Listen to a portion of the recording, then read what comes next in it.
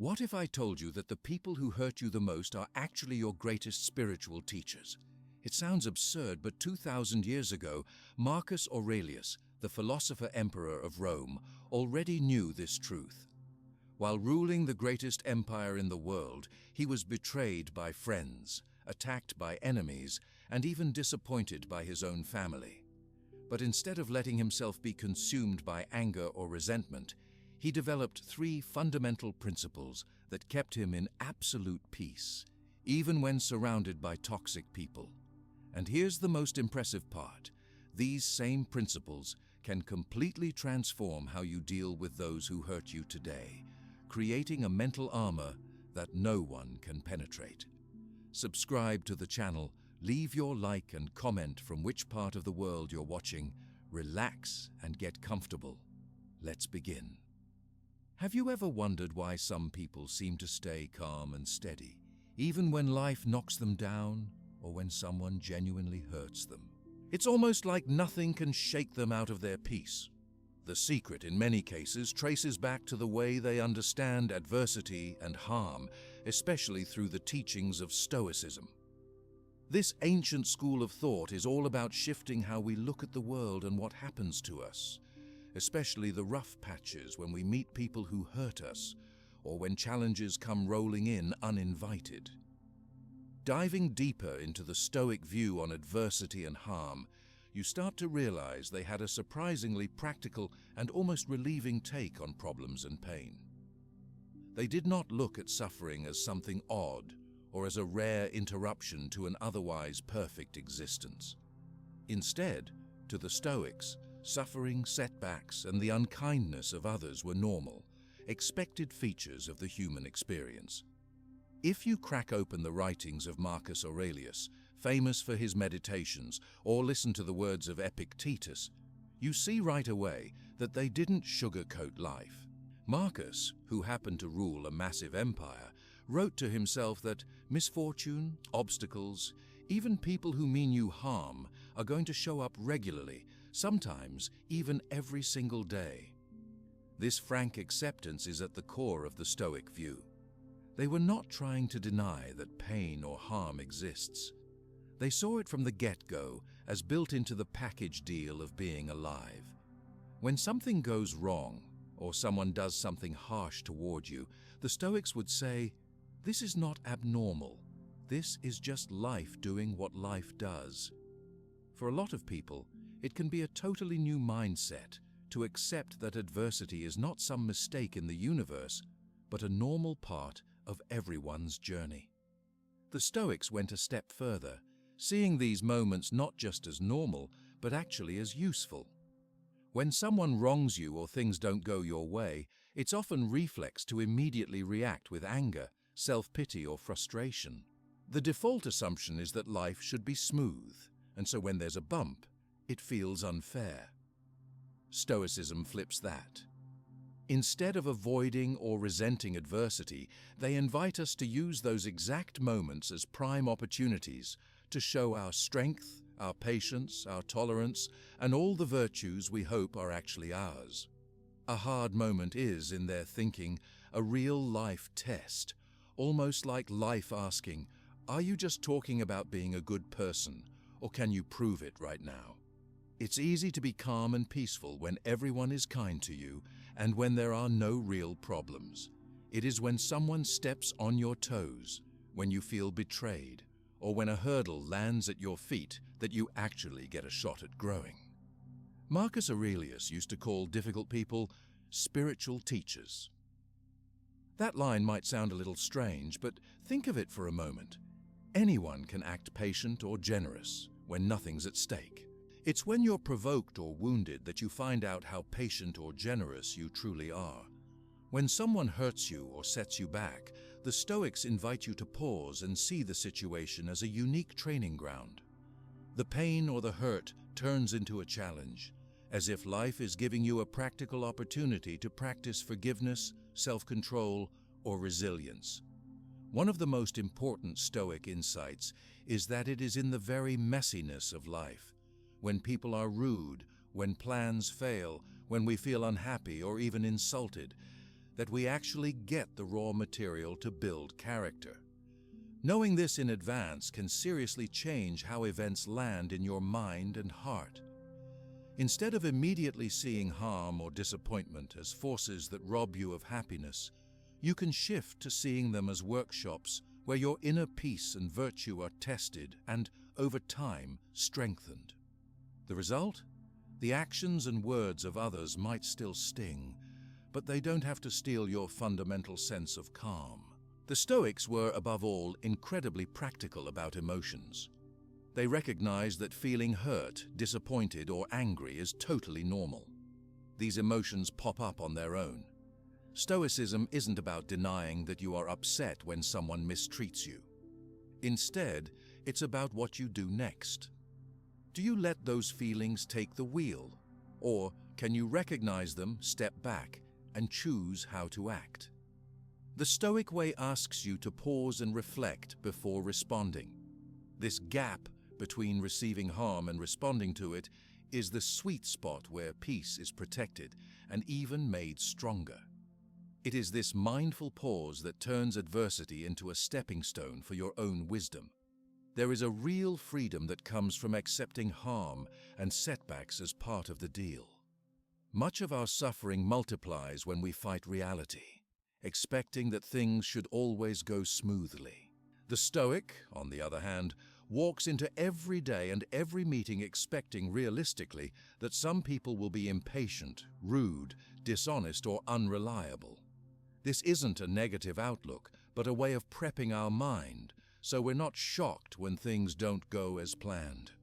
Marcus Aurelius said as much in his self-reminders, writing that every morning he'd remind himself to expect people who would be meddling, ungrateful, arrogant, dishonest, jealous, and surly.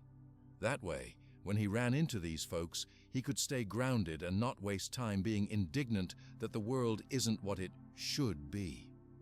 Accepting adversity as inevitable does not mean liking it or giving up on improving the world around you. What it does is undo the extra layer of suffering that comes from thinking pain is a mistake. If you've ever caught yourself asking, "Why me?"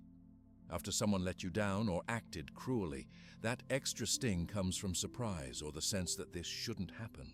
The Stoic flips that script. Of course it happens. Now, with the pressure off to live in a fantasy world, there's much more space to focus on how you want to show up in response.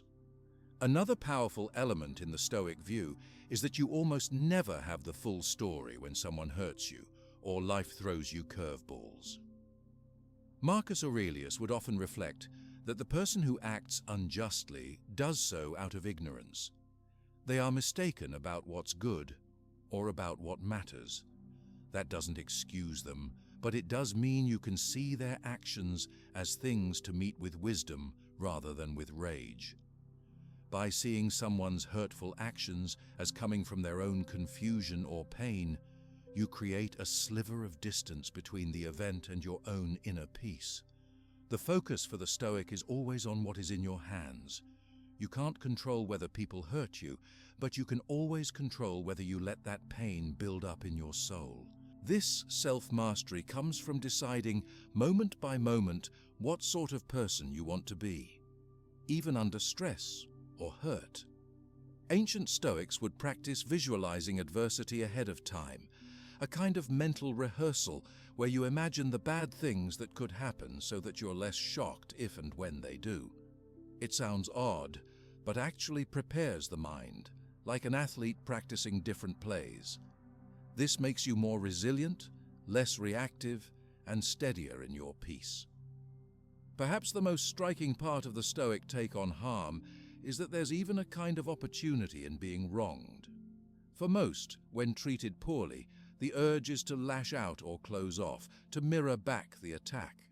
But the Stoics challenge us to see each harm or setback as fuel for our own virtue. If you can keep your composure, stay fair, and even maintain a certain benevolence toward people who act unjustly, you're not only helping your own peace, but proving through action how strong you really are inside.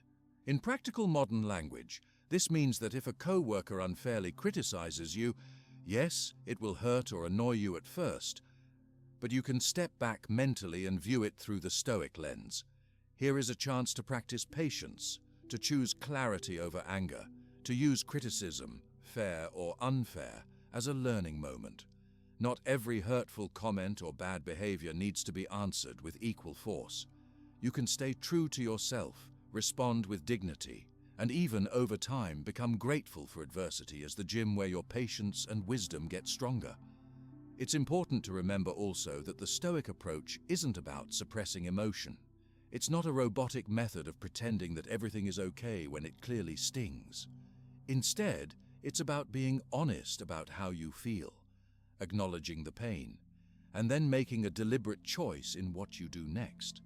Do you stay stuck cycling through resentment, or do you channel your energy into a response that actually helps you grow? This turning of pain into fuel is something you see over and over in the writings of the Stoics. Over the centuries, people have often misunderstood Stoicism as being cold or emotionless. But if you read their original works, it's clear they knew pain and betrayal deeply. Marcus Aurelius, Epictetus, and Seneca each had their own share of loss, cruelty, and unkindness experienced firsthand.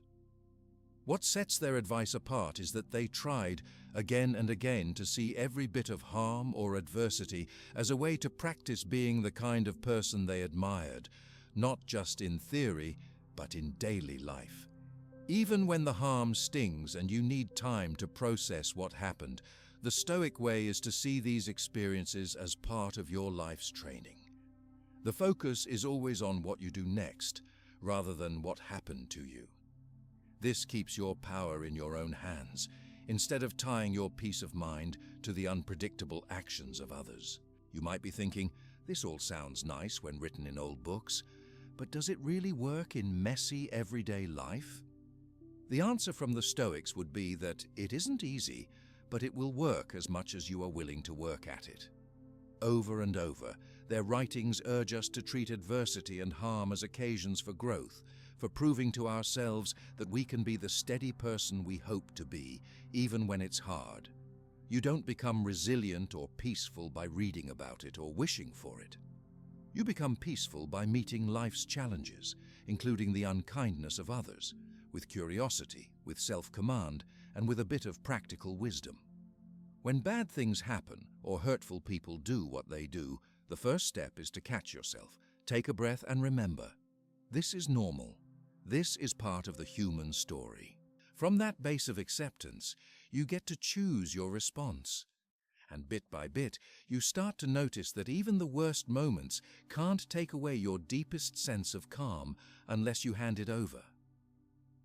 So, to sum up how the Stoics approach adversity and harm, they don't see it as an exception, but as a rule. Every person you meet, even the one who wrongs you, is a walking opportunity for you to put your beliefs into practice. Each hard moment is another round in the lifelong training that turns setbacks and slights into fuel for your growth and inner peace. Instead of asking why something bad happened to you, the Stoic says, "Of course it does," and then asks, "What will you do with it?" That's their answer to dealing with hurt without losing your peace. View every test not as a thief of happiness, but as a builder of character. In the end, the Stoics remind us, your peace lies not in avoiding harm, but in rising above it, time and again, with steady hands and a clear mind. Once you start looking at adversity not as a rare misfortune, but as something woven into life, the next logical step is figuring out how to actually deal with it in real time.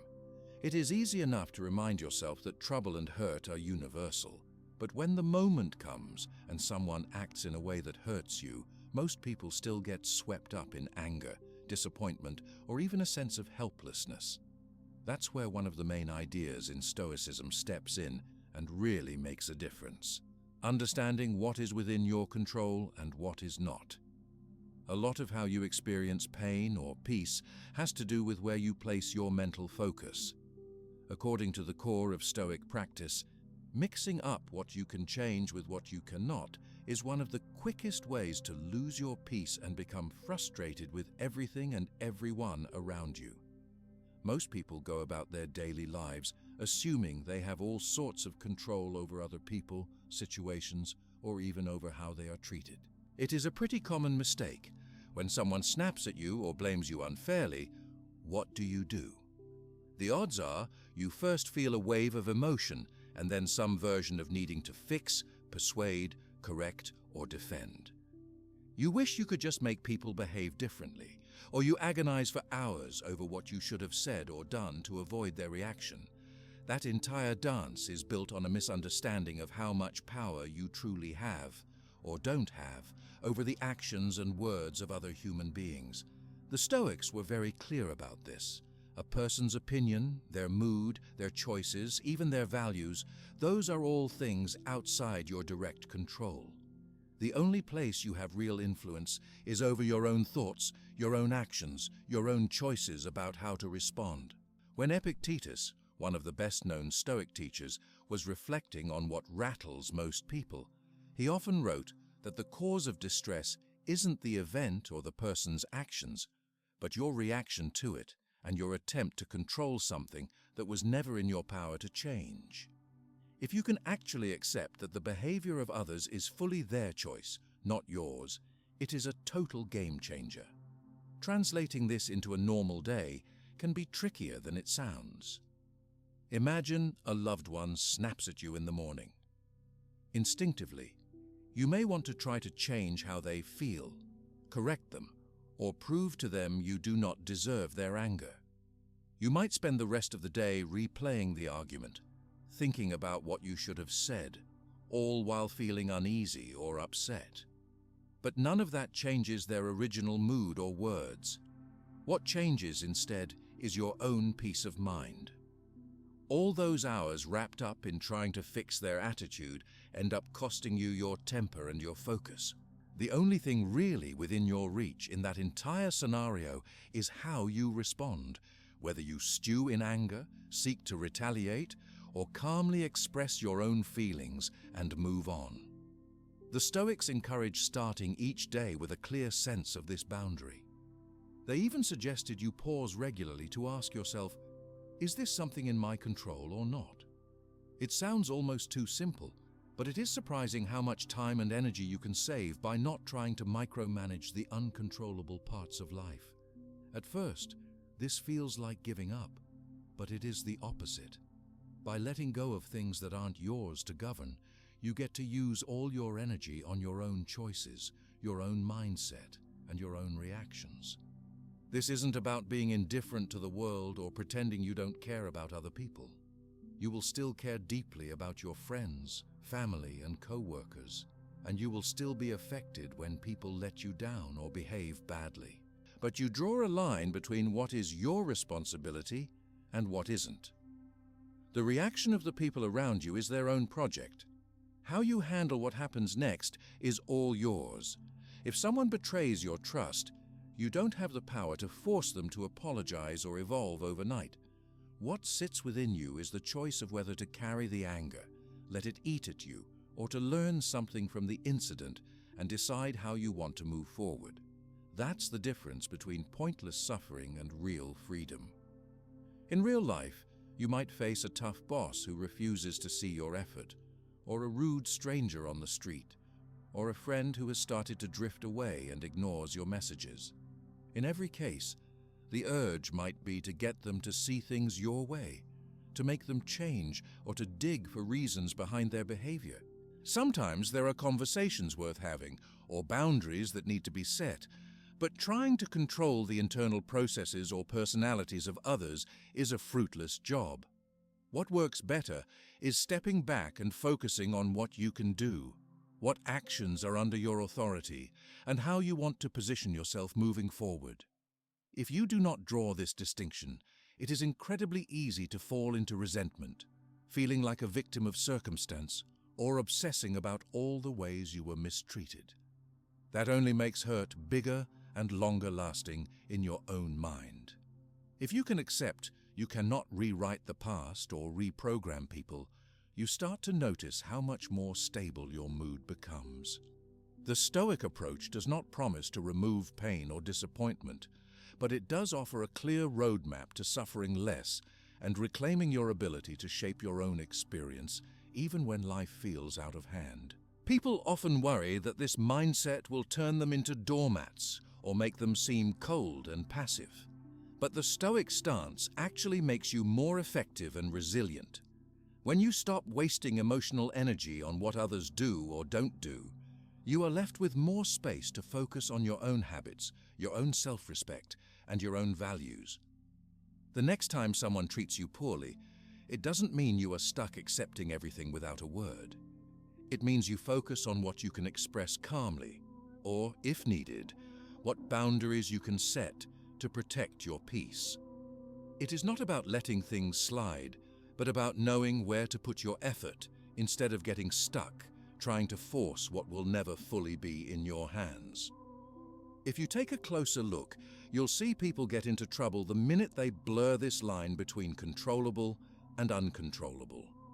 Take, for example, a team project at work. You might do your share, meet your deadlines, and still find that the outcome hinges on someone else's work ethic or attitude. When things do not go well, a lot of people rush to blame, complain, or stew over their co-workers' behavior. That is human for sure.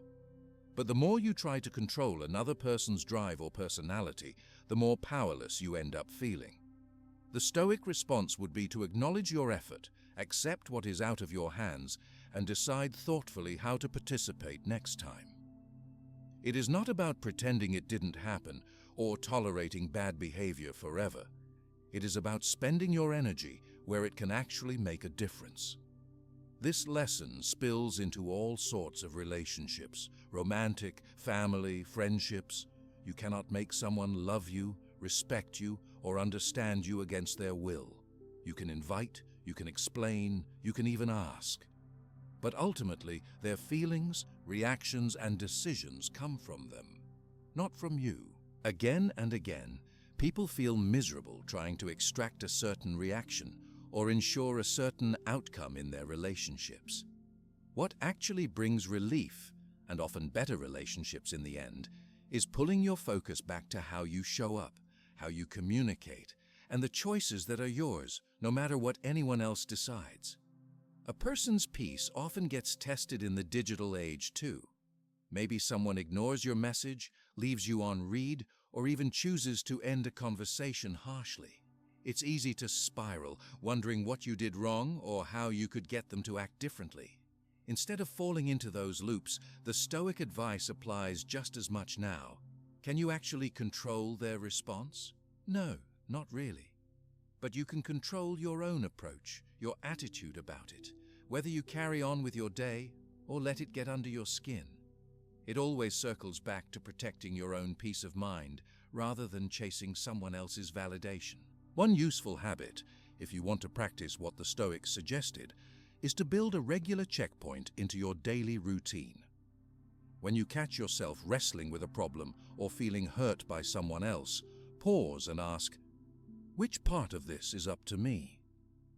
Usually, after a moment's thought, you'll see that the only pieces under your control are your next words, your next steps, and how you shape your own mental state about the situation.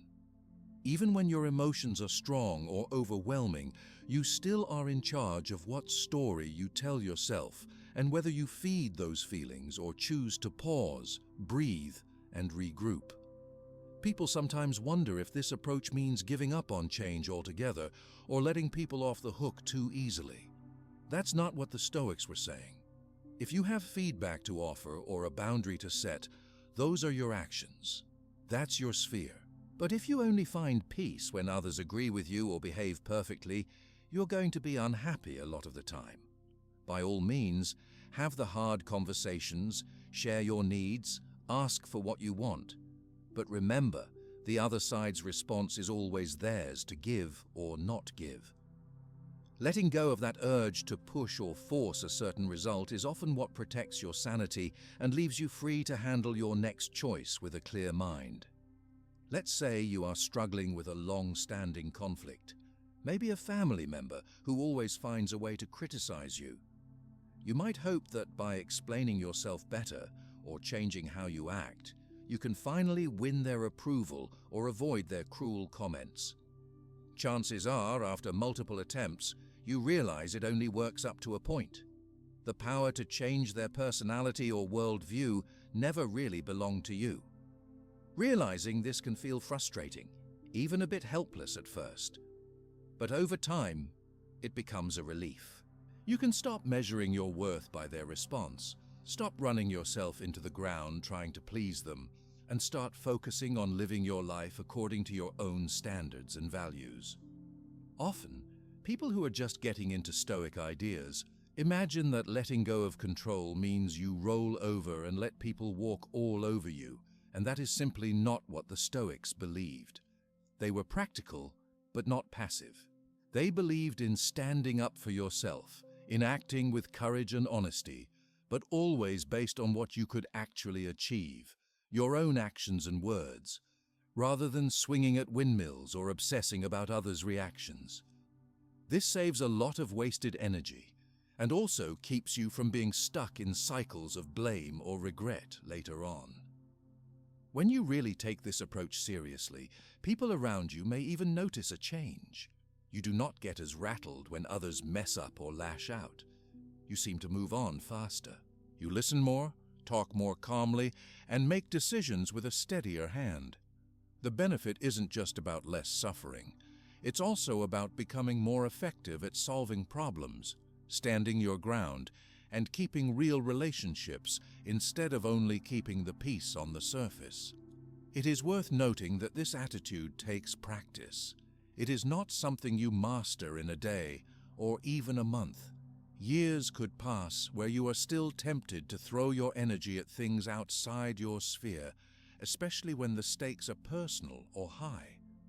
But bit by bit, if you keep catching yourself, asking whether you are burning cycles on someone else's choices instead of your own, you will likely notice that you are calmer, more productive, and surprisingly tougher in situations that used to knock you off balance. This does not mean you disengage, turn cold, or never feel upset. The difference is that you do not let those feelings drive your actions if those actions do not actually change anything or help your peace. You give yourself permission to care, to be sad, to wish things were different, but then you let that wave pass and focus on your own place in the dynamic. It is not letting go of hope for better, but letting go of the belief that you can or must control things beyond your reach. People who start to live this distinction often report having more energy, fewer regrets, and much less anxiety about what people think or do. Not only does it help your relationships, but it also gives you more confidence to weather ups and downs in your career, social life, and personal projects. You start to see that your real influence in the world starts and ends with your own choices, so you get much more intentional about where you spend your time and emotion. If you reflect on the biggest spikes and drops in your peace from the last couple of years, you will probably notice that most had less to do with what actually happened and more to do with wishing people would act differently or the world would conform to your plans. Once you start checking yourself, catching those moments where you drift into trying to control the uncontrollable, you will gradually untangle from a lot of emotional suffering. This isn't about pretending nothing matters or being above it all. It's about deciding where you spend your focus, which is just about the only thing in the entire world you can claim as surely yours. This habit isn't something you do only in crises or when faced with massive difficulties. It is just as useful for the smaller bumps of everyday life. Someone delays a meeting, you get stuck in traffic, a barista gets your order wrong. None of these things are worth more than a moment's pause. You accept, make your adjustments, and keep moving because you know your real peace depends on letting go of the external and steering your own mind where you want it to go. So next time you find yourself caught up in the drama of another person's reaction or stressing over an outcome you have nudged in every possible way, it is worth pausing. Remember that you do not own other people's choices. You do not own the future, and you definitely do not own every twist and turn in life's plan. You own your response, your conduct, and your interpretation. It is less dramatic than magical thinking promises, but far more powerful over the long run. That is the core of protecting your peace day after day, no matter who tries to knock you off center. And from there, every other piece of the puzzle about living with more calm and less suffering starts to make a little more sense. Once you begin practicing that habit of noticing what is truly up to you and what is not, you start to get a clearer sense of where your real power lies. But even with this awareness, strong emotions can still show up, especially when you deal with people who hurt you, misunderstand you, or act in ways you did not expect. Nobody gets through life without being on the receiving end of harsh words, unfair treatment, or disappointing changes in relationships. So the question naturally becomes, how do you handle those emotional hits without spiraling into bitterness, anxiety, or acting out in ways that make things worse? This is where something core to the Stoic mindset comes in. Learning the art of emotional detachment and reframing the situation so it does not control your entire mood or turn into a story that defines who you are. Right from the start, it is important to clarify what emotional detachment really means, because the term gets thrown around a lot and often misunderstood. In day-to-day life, detachment is not about ignoring your feelings or pretending you are some kind of robot. The Stoics did not think emotions themselves were a problem. In fact, emotions are automatic and natural. They are signals that something meaningful is happening. The real issue comes when you let your feelings dictate what you do next. Emotional detachment, at least in the way Stoicism approaches it, is about building a small pause between what happens and how you react. That pause gives you room to see the situation more clearly so that your next step is chosen, not just impulsive. Imagine, for example, that someone you trust suddenly snaps at you or gives you the cold shoulder. The first reaction for most people is a mix of surprise, hurt, maybe even anger or embarrassment. The temptation is very strong to respond right away, either defending yourself, snapping back, or withdrawing completely. The Stoic practice would not tell you to stuff those initial feelings down. Instead, you might notice the tightness in your chest or the heat in your face and take a breath. You ask yourself, what exactly am I feeling here? Hurt, anger, confusion. Just labeling the emotions can loosen their grip a little bit. Emotional detachment is about letting yourself notice and even sit with those feelings, rather than acting them out right away or denying they exist. Now comes reframing, which is almost like shifting the lens you use to look at the situation. Most people, when hit by hurtful behavior, take it very personally. The story that starts running in your head is usually, why would they do this to me? Or, how could this happen?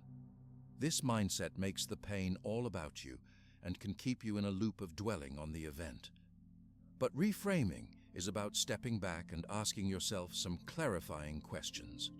What might be going on with this person? Have I misunderstood the situation? Is there actually a lesson or useful insight here, even if it feels uncomfortable at first? In practice, reframing helps you lower the temperature of your own reactions.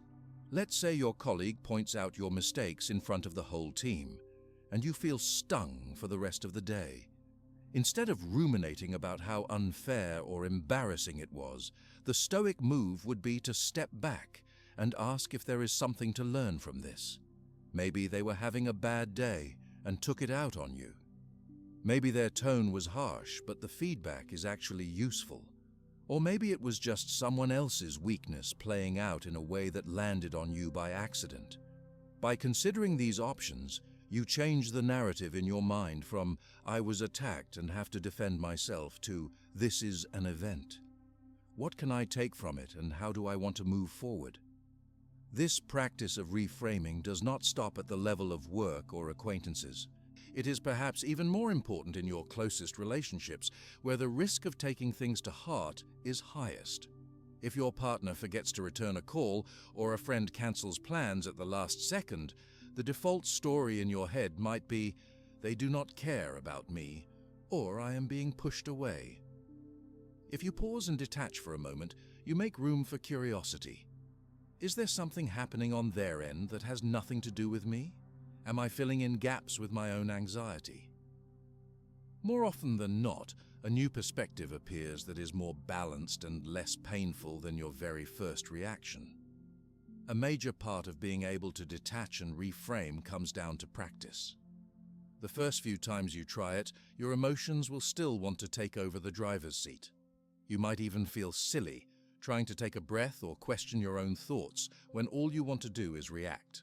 But the more you work at it, the easier it becomes to spot the first wave of emotion and put just enough distance between you and the situation to gain a sense of perspective. The Stoics described it almost as watching your feelings like a moving cloud. There, but not the permanent sky. You can notice them, learn from them, and then make an informed choice on what you do next. There is another important side to reframing, which is recognizing that other people almost always act from their own internal struggles, beliefs, or confusions. It is not just about not taking things personally, but about understanding that in most cases, someone's rude behavior, withdrawal, or even betrayal is more a reflection of what is happening inside them than anything about your value as a person. When you learn this, some of the sting comes out of the hurt. It is not making excuses for bad behavior, but it lets you meet the situation with a little more calm and less direct suffering. Being able to step back like this also makes it much easier to decide what, if anything, you need to say or do in response.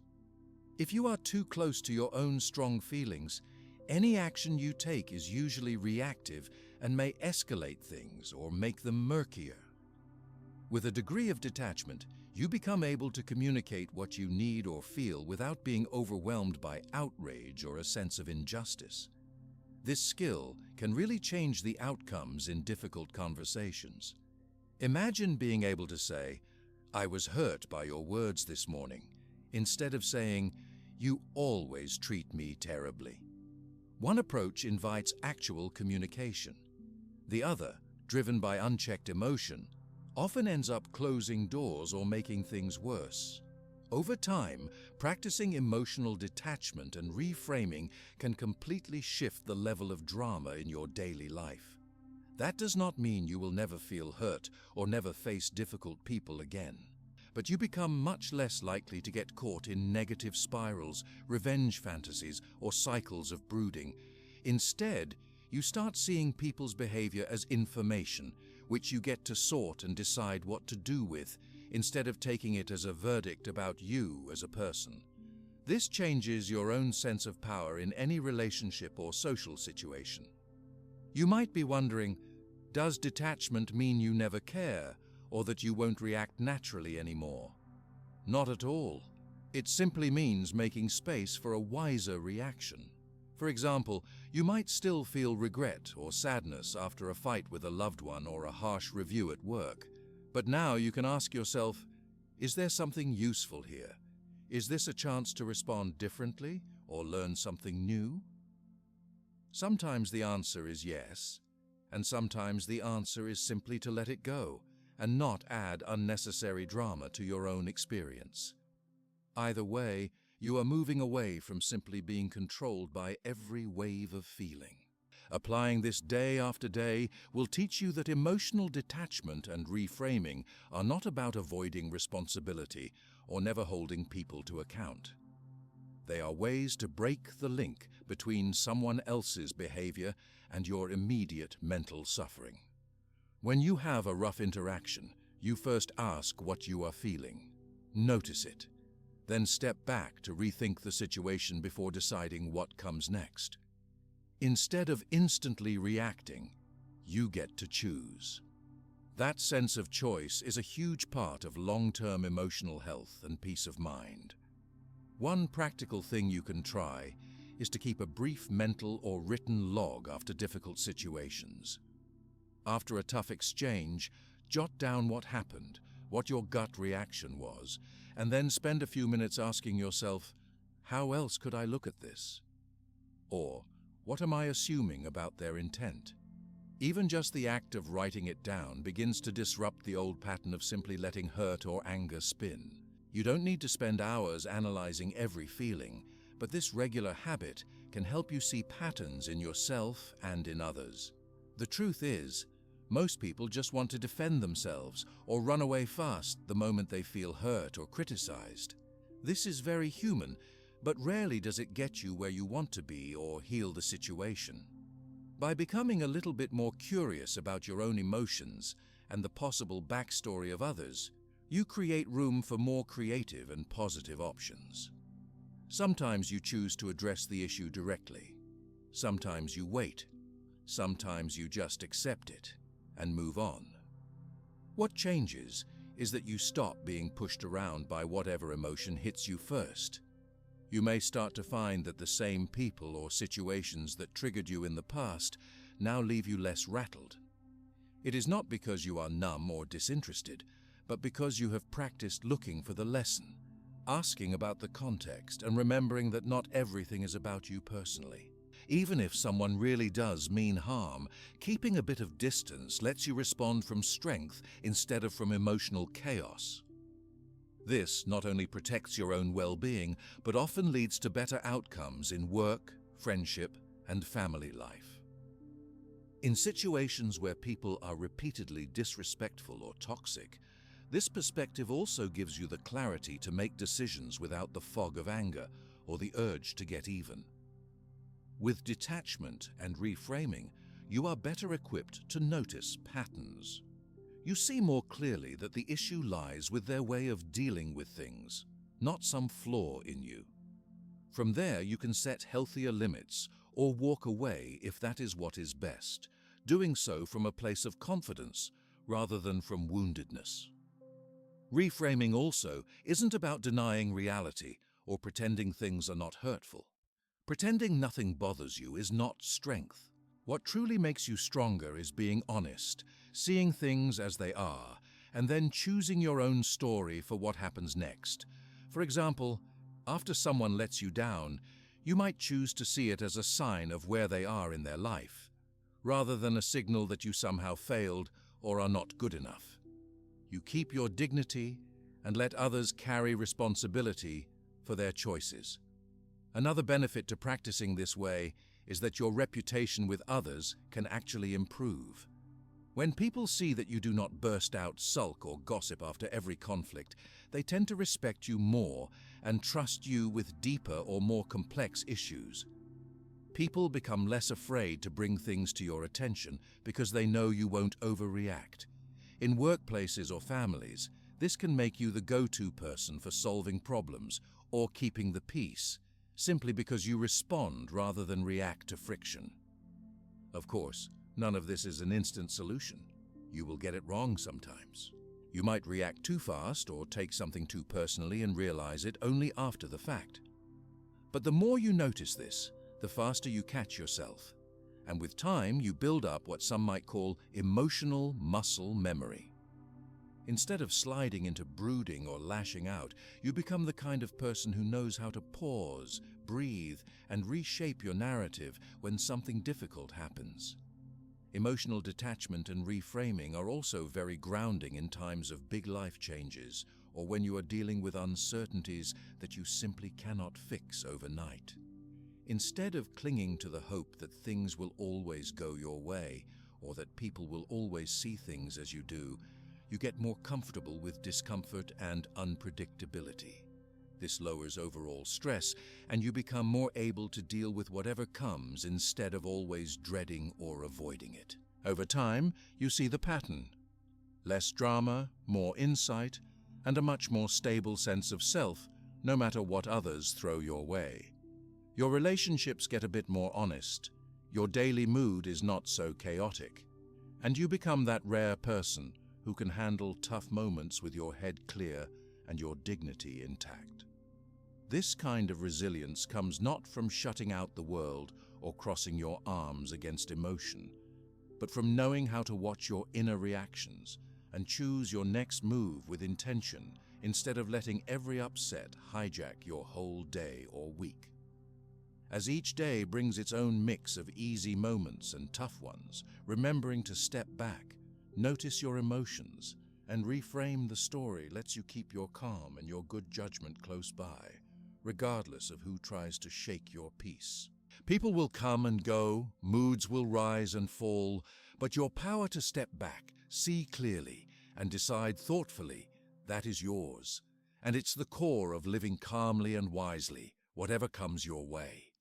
When you get used to stepping back from intense emotions and reframing your experiences, you'll notice a shift in your everyday life. You don't act out of anger so quickly. You pause, gather your thoughts, and try to see what's actually useful or true in a situation. But there's a big piece that often gets left out in conversations around dealing with pain and people who hurt you, and that's forgiveness. It is a hard thing to talk about, and sometimes even harder to practice, especially when someone's actions or words cut deeply, or when the hurt seems totally unfair. But in the world of Stoic thinking, forgiveness isn't about excusing or forgetting what happened. It's about giving yourself the freedom to stop carrying that heavy weight around with you. Most people, when wronged, feel a powerful urge to make the other person see what they did, to get justice, or to have their pain recognized by someone else. It's a desire that's almost instinctual, and you can see it everywhere, from playground fights to complex adult relationships. The pain sticks, even long after the immediate event, because the mind replays the story, arguments, and images over and over. It's easy to think the only way to move past it is to get an apology or to prove in some visible way that what happened was wrong. But life rarely offers these moments of closure, and the hurt keeps echoing in your head and heart. Forgiveness, through a Stoic lens, is more about turning away from this endless search for external answers and turning toward your own inner freedom. The starting point for Stoic forgiveness is pretty straightforward. They would say, you are only responsible for your own choices. You may never control or predict whether the person who hurt you ever changes, apologizes, or even understands what they did. But what you do control is whether you keep replaying that hurt in your mind, letting it shape your mood or define your days. Imagine how much energy is lost in holding grudges or keeping score, and how much lighter your own life would feel if you could drop that load for good. From this perspective, forgiveness isn't a favor to the other person. It's something you do for your own well-being. A lot of people think forgiveness means you have to act like nothing happened, ignore your feelings, or let somebody off the hook for something really serious. That's not it at all. Forgiveness is actually very honest and grounded. It means facing up to what happened, admitting how much it hurt, and then making a choice not to let it keep hurting you any longer. Sometimes this might look like releasing expectations from future apologies, from justice, or even from understanding. You decide not to tie your peace of mind anymore to things you can't control, like whether someone sees their error or pays some emotional debt to you. The Stoic philosopher Marcus Aurelius, who faced betrayal and disappointment at the highest levels of politics and life, often wrote about how people act out of ignorance, brokenness, or confusion. When hurt by someone, he reminded himself that all humans, including himself, make mistakes, let emotions flare, and sometimes act without full awareness. By seeing the other person as fallible, not evil, he could reclaim a bit of compassion and release some of the anger holding him back. This approach does not excuse terrible behavior or say it was acceptable. It just means not carrying resentment, bitterness, or hate forward, because those emotions poison your own daily experience far more than they harm the person you resent. Let's be honest, some hurts are really hard to forgive, especially those that go on for years or come from people you trust deeply. Maybe it's a close friend who lied, a family member who let you down, or a coworker who took credit for your hard work. The mind naturally wants answers, closure, or payback, but the reality is that you probably won't always get those things. The best relief for your soul is to accept that the past can't be changed, the person may never change, and, most importantly, you don't have to let their actions shape your mood, your view of yourself, or your future. Forgiveness is often considered a gift to the other person, but from a Stoic point of view, it's more a gift to yourself. Imagine walking out into your day, not weighed down by grudges or simmering anger over an old injustice. Those emotions don't just stay bottled up. They leak into your present. They make you more defensive, more likely to snap, or more cautious in new relationships. By deciding to forgive, you consciously free up space in your mind and heart for better things, joy, curiosity, and relationships that are based in the present, not the past. Some practical ways to approach forgiveness look simple but can have a huge impact. First, just notice when you're holding a grudge or when thoughts of someone who hurt you keep popping into your mind. Don't judge yourself for it. Almost everyone has some memory that won't let go. Then, instead of wishing those memories away, acknowledge that they are still causing pain because they matter to you. The next step is quietly choosing, as many times as you need, to loosen their grip on your present. You might say to yourself, "I'm not excusing what happened, but I do not need to keep reliving it every day." This is not a magical fix that works in a single night. It's a process, and sometimes it's one you have to repeat on tough days or when an old memory resurfaces. A powerful tool in this process is empathy. When you can start to see the person who hurt you as a flawed individual who made a bad choice, maybe out of their own hurt or confusion, you can stop seeing them as an enemy. It's not about forgiving and forgetting. It's about refusing to let them take up more real estate in your head. When you practice empathy, it's not to make excuses, but to move out of a black and white view of people as simply good or bad. Everyone's complicated, including you, and this approach helps you step back from the intense emotional charge that old hurts can carry. Forgiveness also involves recognizing your own imperfection and limits. Everyone at some point has said the wrong thing, made a mistake, or let someone down, whether intentionally or by accident. Remembering your own flaws can often soften the anger you feel toward others. It's not about self-blame or minimizing others' wrongdoings, but about understanding that making mistakes is part of being human. From this place, forgiveness becomes a sign of inner strength, not weakness. It's worth noting that forgiveness does not mean you ignore justice or allow others to keep hurting you. If someone has caused real damage, you can take steps to protect yourself, set boundaries, or seek support. The Stoic idea is not to endure endless mistreatment, but to stop letting old pain decide how you live your life today. If possible, you address what happened, make changes, or ask for help. If not, you focus on healing and moving forward regardless of what the other person does or does not do. There's also a huge difference between forgiving someone and forcing yourself to trust them again. Forgiveness is about cleaning up your own heart space, not about immediately rebuilding a relationship or pretending everything is fine. Sometimes, true forgiveness leads to repaired relationships, but often it's just about freedom from anger, from obsession, and from the endless cycle of trying to get something from another person that they simply can't or won't give. You can wish them well or simply let the memory fade, even if you never speak to them again. Forgiveness is also about choosing which stories you tell yourself about your own life. If you define yourself forever as the victim of what someone else did, your pain becomes your identity and shapes every new experience. By choosing to forgive, you claim the right to rewrite the story. You decide that, however deep the hurt, you are not going to let it set the tone for everything that comes after. This doesn't always feel easy or natural.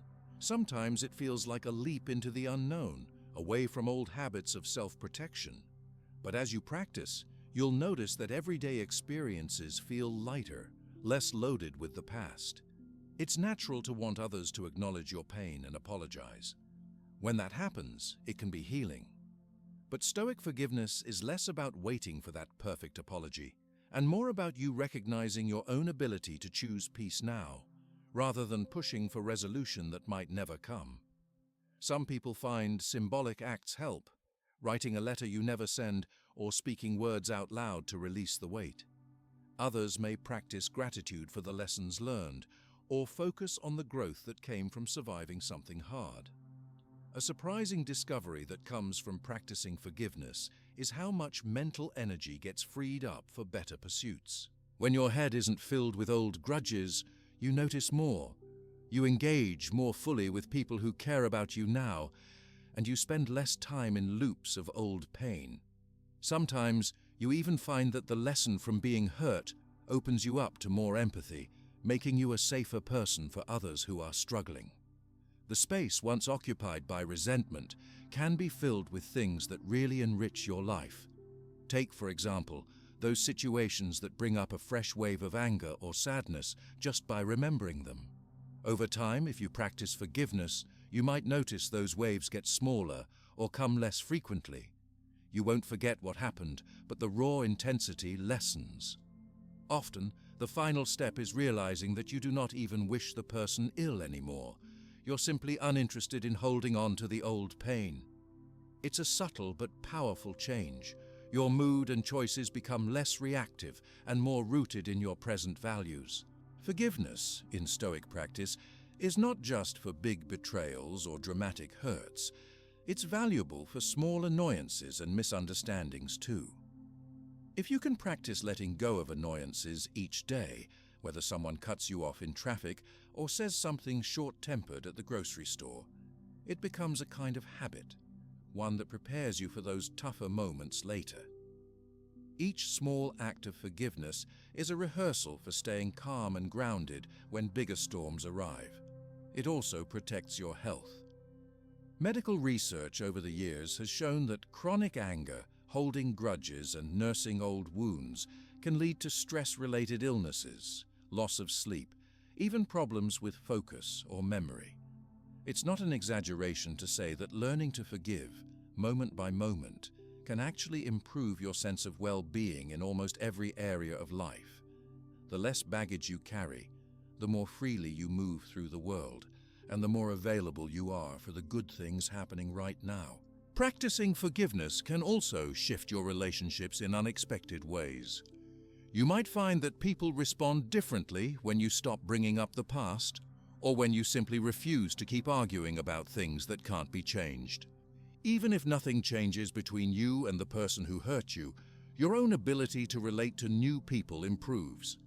You get better at seeing people freshly, without stacking up every new interaction against old struggles. If you do decide to speak to someone who's hurt you, forgiveness does not mean the conversation will be easy, or that you'll walk away feeling perfect peace, but it does give you a steady place to stand. You might say, "What happened really hurt me, but I don't want to carry that anger anymore." You may or may not renew the relationship, but you walk away clear about your own intentions. Not because of what they do or don't say, but because you made a choice about the kind of life you want to live. Sometimes the most powerful experience in forgiveness is realizing you were also holding on to anger toward yourself. For things you did, failed to do, or ways you handled difficult situations. Self-forgiveness is often the path that needs the most patience and practice. Approaching your own mistakes the same way you approach others, with honesty, a desire to learn, and a refusal to keep reliving the same pain, can transform the way you see your whole life story. With each act of forgiveness, the ups and downs of your life start to feel less overwhelming, and the moments of real connection and happiness stand out more clearly.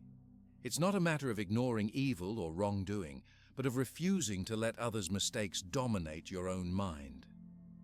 As you continue this practice, you begin to notice the difference between pain that's fresh and normal and pain that you're choosing to relive again and again. The latter is always optional, and forgiving is simply your way of setting that extra burden down. Forgiveness here is not an abstract or cosmic act. It is as simple as waking up on a hard day and saying to yourself, Today I choose not to drag yesterday's battles around. You show up to your work, your friendships, your family, and your own mind with less weight and more curiosity. It does not mean you lose your memory or stop learning from past wounds. It means you reclaim authority over your own story, day by day, without waiting for someone else's approval or apology. Even on days when old hurts flare up, knowing that forgiveness is a practice, not a one-time finish line, can help you approach yourself with the same patience you hope to have for others. You might not feel forgiving every morning, but you can still choose not to feed old resentments or act them out. With repetition, that choice gets easier, and your peace becomes something less fragile, more lasting, and more deeply your own. The freedom that comes with forgiveness is quiet but real, letting you move through life with an open heart, ready for whatever comes next. Even when you practice forgiveness and start freeing yourself from the intense grip of old resentments, you will notice that certain wounds still bring up strong feelings. Some people's words or actions just hit differently, and even after you work to let go, their memory can stick around. It's especially tough when you can guess that those who hurt you might have been coming from their own struggles, but that idea doesn't always come naturally. The truth is that most of us walk through the world pretty focused on our pain, our side of the story, and what happened to us. It's totally normal to see things through that lens, especially after being wronged. But keeping your peace for the long run starts to require something broader. Stoicism nudges us toward developing empathy, not sympathy, not pity, but a deep understanding that other people's actions, even the ones that hurt us, often trace back to their own struggles, histories, and blind spots. You might have heard the word empathy before, and maybe you associate it with being soft, or just trying to see the good in everyone. But here, empathy is much more practical, and sometimes just a reality check. When someone lashes out, lets you down, or treats you harshly, the easy route is to label them as a villain and nurse your wound. The Stoic approach is to pause and think, what's going on in their world? Are they dealing with stress, loss, insecurity, or simply repeating old patterns they learned before you even met them? Empathy in this sense does not excuse their actions, but it gives you a wider picture. It lets you see, maybe this person is acting from pain, fear, or confusion, instead of getting stuck on the idea that they are simply cruel or out to get you. Consider the times you reacted badly in your own life. Chances are those bursts of anger, sarcasm, or withdrawal did not come out of nowhere. Maybe work pressure, lack of sleep, family worries, or your own sense of failure built up inside you and suddenly spilled out at someone else. When you remember you too have lost your temper or been less than gentle, it becomes easier to believe that others are not always being malicious. They might be overwhelmed or acting out habits they haven't learned to manage yet. There's a whole new level of calm that comes from looking past a person's surface behavior to the possible roots of what's going on.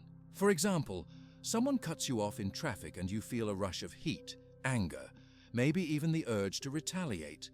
But what if you consider for a second that this person is late picking up a sick child or worried they're about to lose their job? Suddenly, your anger cools. Not because they didn't do something wrong, but because you remember that everyone is living a story as complex as your own. Once this becomes a regular habit, you find your days are less tense, you hold fewer grudges, and you find it much easier to let go of minor slights.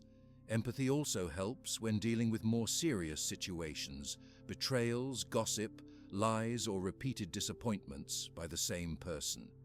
If you want to break the cycle of pain, bitterness, or even revenge, try looking for the fear or confusion under someone's harshness. Has this person always struggled with trust? Did they grow up in an environment where open communication was punished, so they are quick to hide or lash out before being hurt themselves? Maybe someone who mocks your dreams was taught their own didn't matter, so they try to drag others down without knowing they're even doing it. Understanding this doesn't mean you approve of their actions, but now you know it isn't about you. It's about where they are in their life. That small shift can turn a gnawing resentment into a shrug, and sometimes even a bit of compassion. When people start building this kind of empathy, they usually notice a few things. First, your own stress response changes. The body doesn't vibrate with the same tension at every rude email or cold reply. You start to see that what people do or say rarely tells the whole story of who they are. Maybe someone on your team at work always seems defensive, shooting down all new suggestions. Instead of thinking, they are just difficult, you try to imagine, have they been dismissed or overlooked before?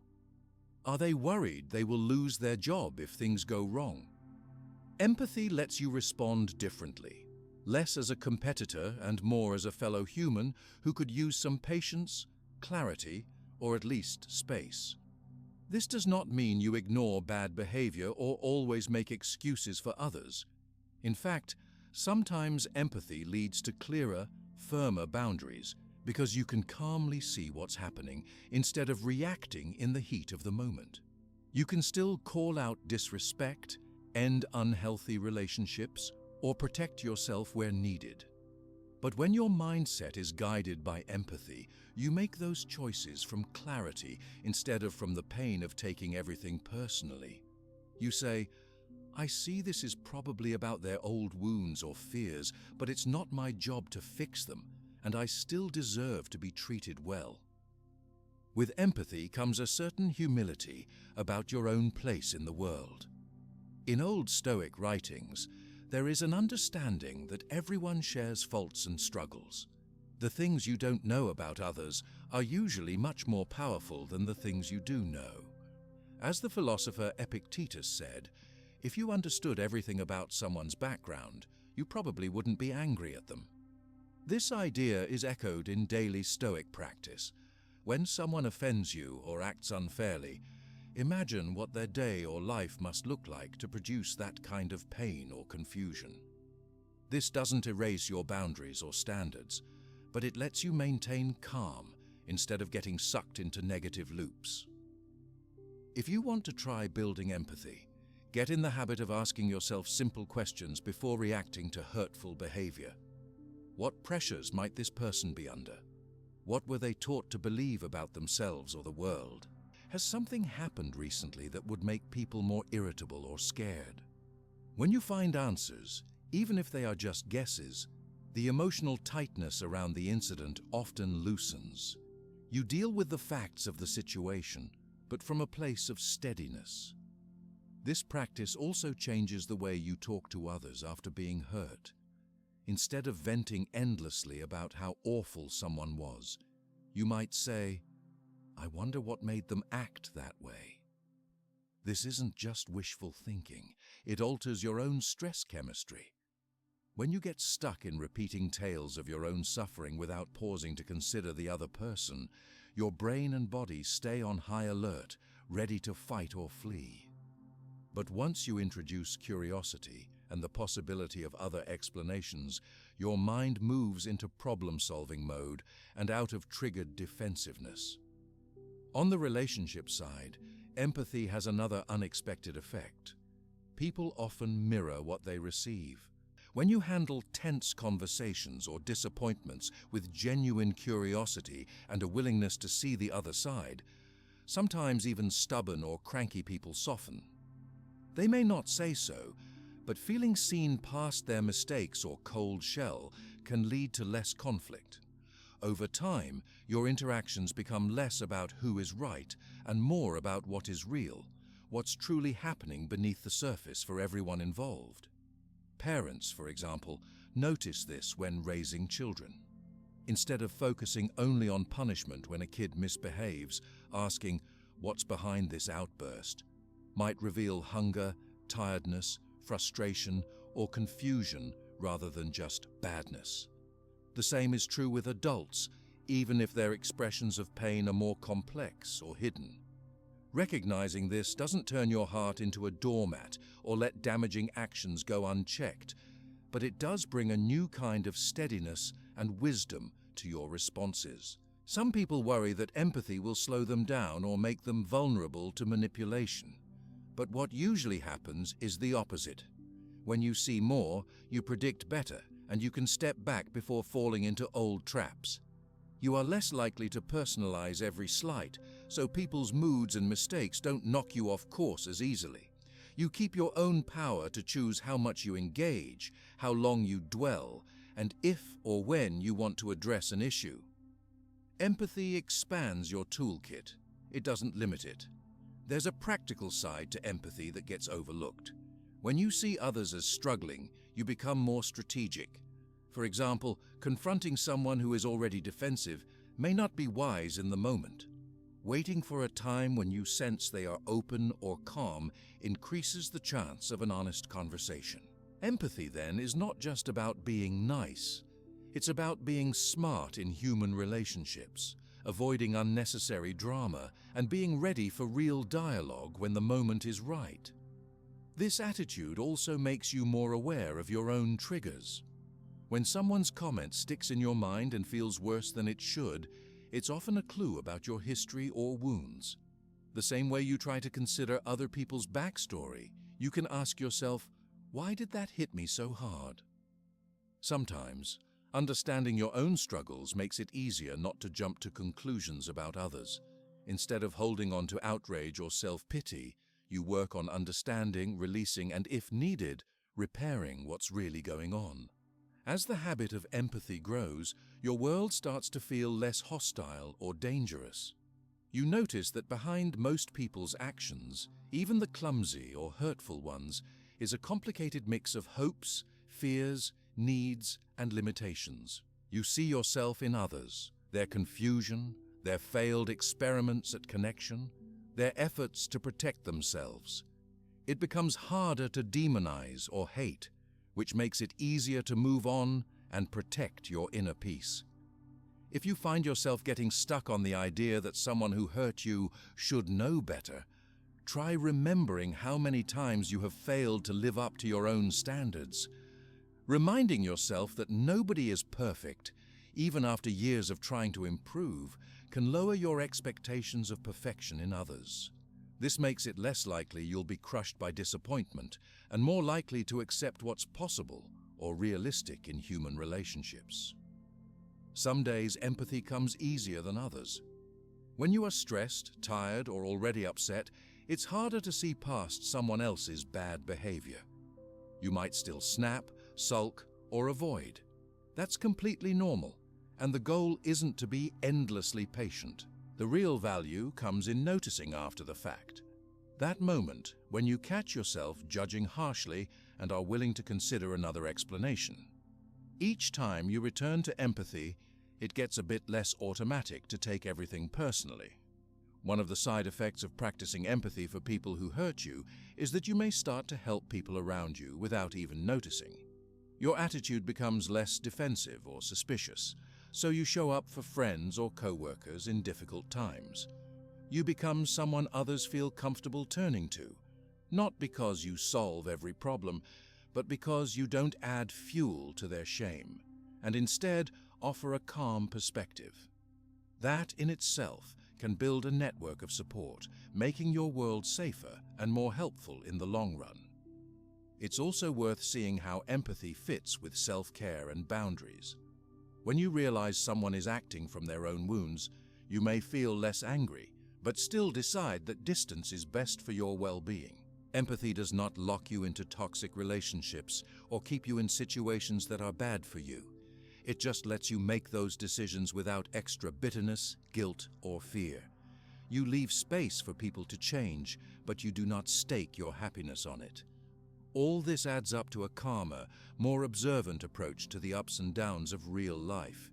You will still feel pain and disappointment, but those feelings pass faster, and you rebound more quickly once you stop seeing yourself as the main target of other people's mistakes. Instead, you recognize a wider landscape of human struggle, which keeps you humble and realistic. There is more acceptance, and therefore more peace, as you move forward in your own life. As you continue to practice, empathy can even reshape your vision of other people's value. Even those who have hurt you are not just the sum of their worst acts. You come to see them as changing over time, shaped by their choices, their efforts, and their willingness or refusal to grow. And knowing this, you treat new relationships with more openness and less suspicion. The result is less armor, more authentic connection, and a sense that even when the world gets rough, you are steady and curious instead of quick to judge or shut down. Ultimately, seeing others through the lens of their own hardships does not mean surrendering or turning a blind eye to wrongdoing. It simply protects you from taking everything so personally, which is one of the surest ways to keep your inner peace intact. You realize that everyone, yourself included, has a mix of good intentions, struggles, blind spots, and moments of grace or failure. You show up more grounded and less easily shaken, ready to move beyond little hurts and big betrayals with your sense of peace more intact. And with each interaction, you practice this outlook until empathy becomes just another part of how you move calmly through the world. When you spend time seeing others with more understanding, realizing that their actions might come from pain or confusion, it's natural to start relaxing your grip on old grudges. This gives you more calm, but it also brings something new to the table, a clearer sense of where to draw the line. A huge part of finding peace around hurtful people is balancing empathy with protection. Empathy makes relationships smoother, but it's not a green light to put up with everything or let people walk all over you.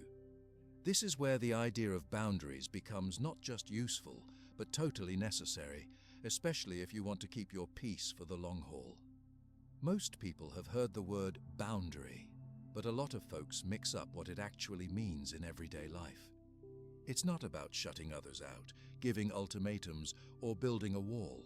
A boundary is simply you deciding what behavior you're willing to accept, what you're not, and what action you'll take when that line is crossed. It can be as simple as not answering the phone after a certain hour, or deciding you'll walk away from a conversation that turns disrespectful. The key is that it's about your behavior, the part that's truly under your control, not about controlling someone else. Boundaries often start simple and get clearer with experience. For example, maybe you have a friend who calls every night just to complain, leaving you drained and stressed.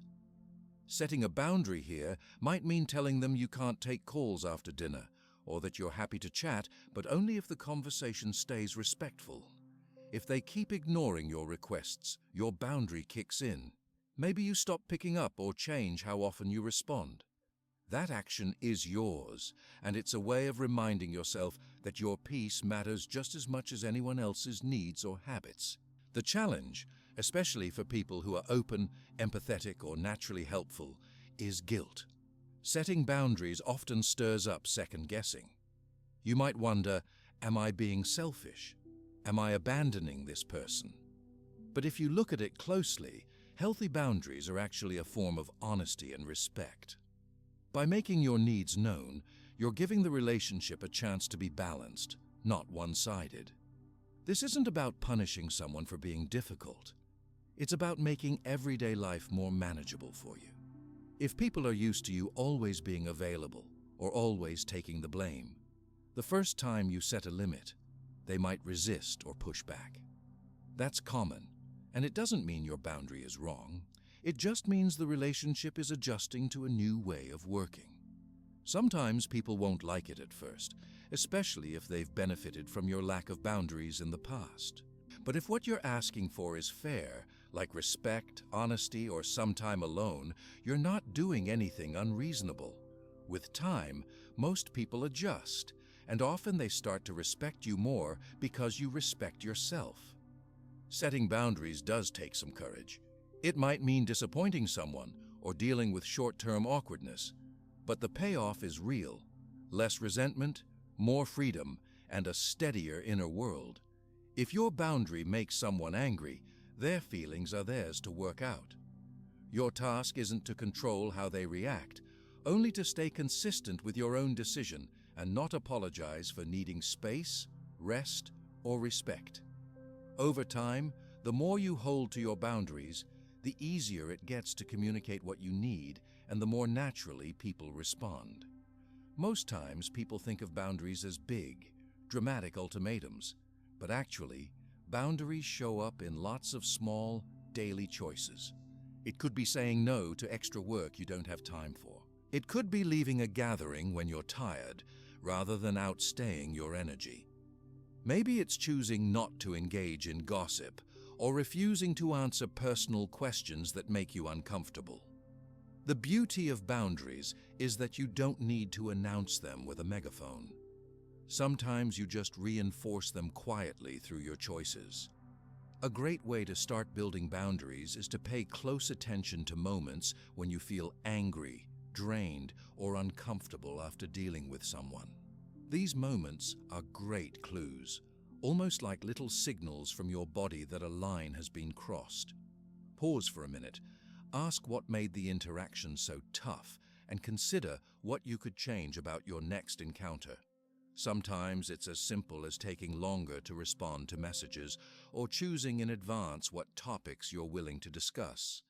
Bit by bit, these small shifts add up to a life where you feel more in control of your own time and energy.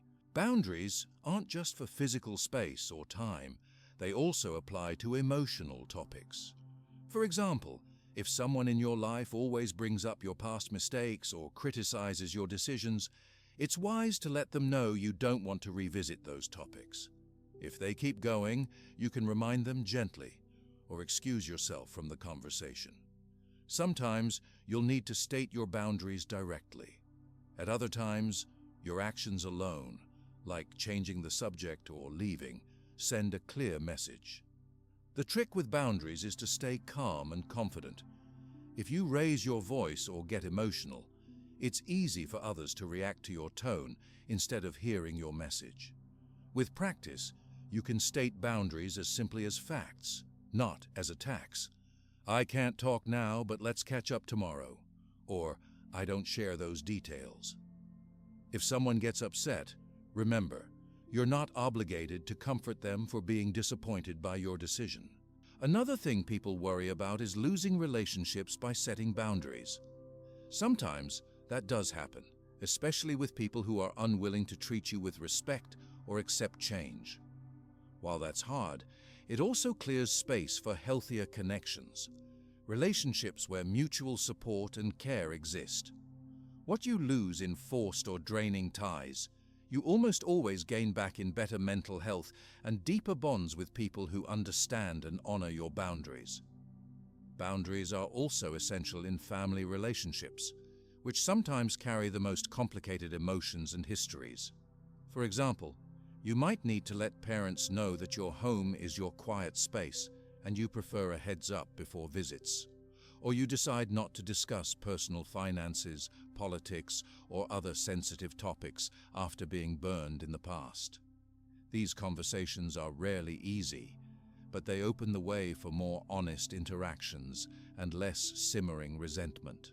In work situations, boundaries can be a lifesaver. If you always take on extra projects because you feel guilty saying no, it's easy to burn out. It's healthier in the long term to clarify what your role includes and what it doesn't. If your boss or colleagues pile on, answer with, "I'd like to help, but my plate is full. Can we look at priorities together?" That doesn't make you lazy or uncooperative. It shows you know your limits, which is actually good for the team. For many, the hardest part is holding the boundary steady when challenged. There will always be moments when you're tempted to drop your limit to avoid conflict, especially with people you love or fear losing. But when you cave too often, resentment builds. Eventually it leaks out as anger, passive-aggressive comments, or even health problems from stress. It may feel awkward at first, but every time you stick to a boundary, you teach those around you how to treat you, and you teach yourself, too, that your needs are valid. One key to setting successful boundaries is keeping your focus on what you control, your own actions and choices. You can't make others respond exactly as you hope, but you can act consistently. If someone keeps crossing a line you've made clear, ask yourself if you're following through. Are you continuing to explain yourself, or trying to win their approval instead of calmly enforcing your own rules for your life. The real test of a boundary is what you do when it is ignored, not just what you say at first. It helps to think of boundaries as something positive, not as rejection or punishment. They're about protecting the time, energy, and peace you need to be your best self. When you hold on to that peace, you bring more patience, kindness, and focus to everyone else in your life. Boundaries don't make you less giving.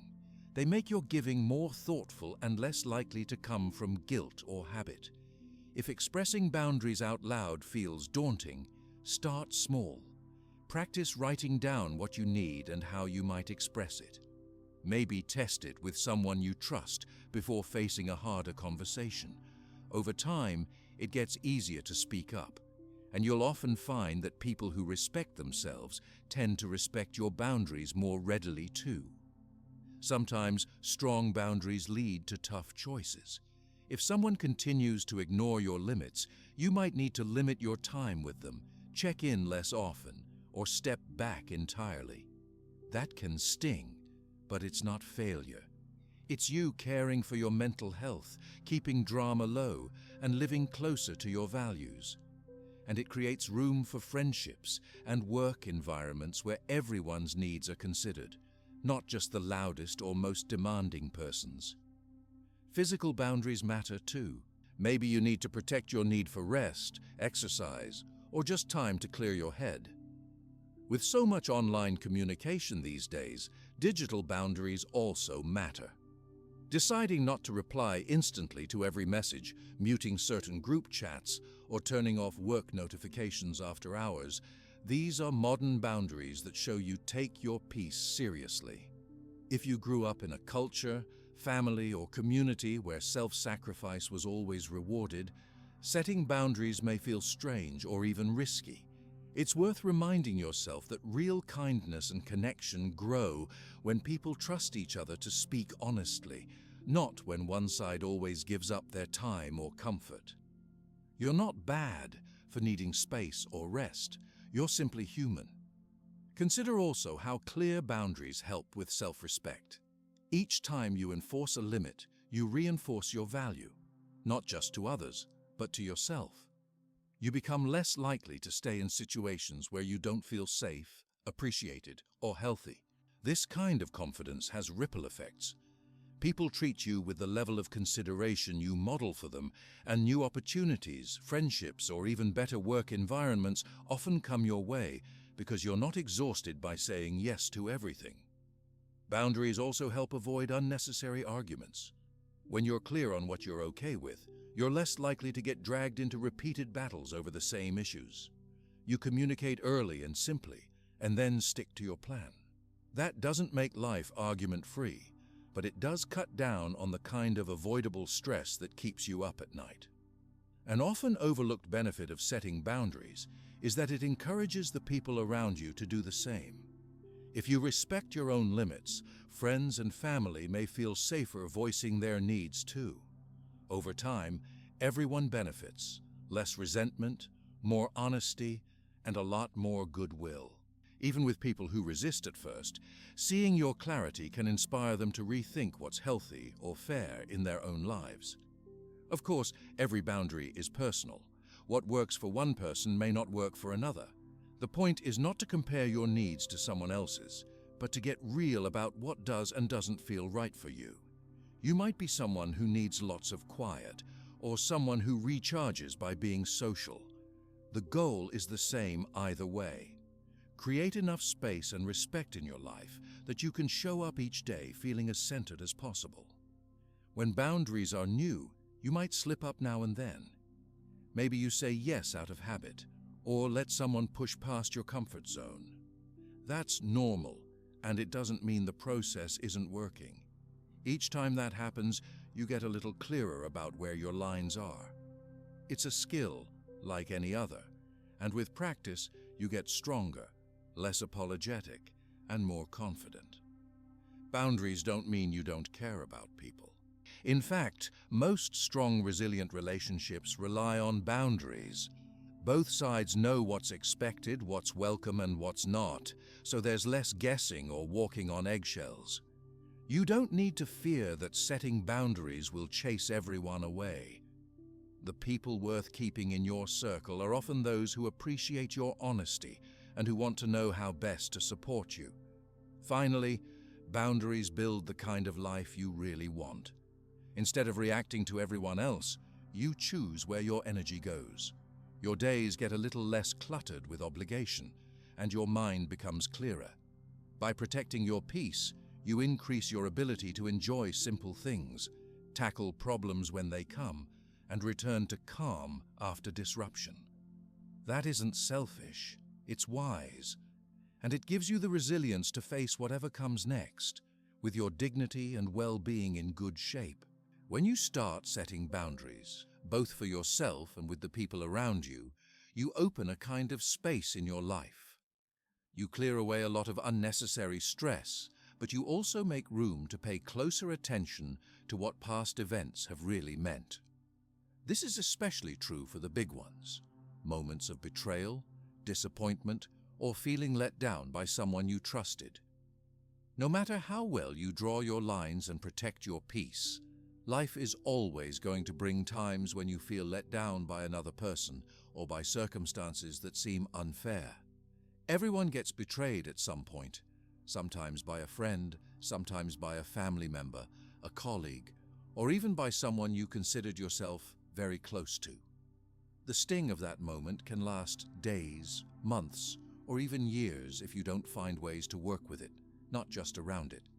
What's not talked about enough is how those letdowns are almost unavoidable, no matter how careful or wise you try to be. Disappointment happens when your hopes and reality just don't match up. It might be someone promising one thing and doing another, or trusting a team at work to show up and then finding out you had to carry the load alone. Betrayal can hit even harder, feeling like a much more active break of trust, a secret revealed, a confidence broken, or a decision made behind your back that ruins something you counted on. Whether it's a small letdown or a major betrayal, it can shake your beliefs about people, about yourself, and about how safe or predictable life feels. But as tough as these moments are, they also bring with them a kind of raw, honest opportunity. They hurt, that's the truth. But if you look closely, each disappointment or betrayal carries a lesson. It might be a lesson about who really values your trust, about your own patterns in choosing friends or partners, or just about how you handle shock and grief. If you avoid the hurt or push it down with distractions, you often miss these lessons, and the same patterns repeat again later. When you pause and reflect, sometimes when the emotions settle, or other times when you deliberately make space to process things, you give yourself a power a lot of people let slip by. There's something practical that happens when you use disappointment as a learning moment. First, instead of letting anger or sadness make all your decisions, you tap into curiosity. You might find yourself asking questions. How did I end up here? Was I ignoring red flags? Was I too quick to trust? Or do I blame myself for things I could not control? That kind of honest questioning is hard, but it is also where growth starts. You don't get stronger just by living through letdowns. You get stronger by learning how they fit into your larger picture. For example, say you had a friend who kept letting you down, showing up late, canceling plans, or not being there when you needed them most. At first, you feel angry and maybe even embarrassed, as if you were too needy or too forgiving. Rather than cycling through regret, you can stop and ask, what does this tell me about what I want from friendship? How can I be clearer in the future about what I will accept? When you do that, the betrayal or disappointment becomes less of a mark against your self-worth and more of a rough lesson guiding your future choices. This same kind of thinking applies in bigger betrayals too. Maybe a romantic partner lied, or a business partner made a move that cost you time, money, or trust. Besides the hurt and anger, there's also a chance to double-check what matters most to you, what boundaries you still need to reinforce, or where your intuition was pushing you to pay closer attention. Sometimes you look back at a disappointment and realize there was something in your intuition signaling all along that things were not quite right. Maybe you ignored that feeling out of hope, politeness, or a fear of being alone. When you honestly reflect not to blame yourself, but to learn, you sharpen that inner radar for next time. The whole point is not to become suspicious of everyone or close off to new relationships, but to balance openness with a clearer view of what keeps you safe and respected. There are also times when disappointment isn't about another person at all, but about a situation spiraling out of control.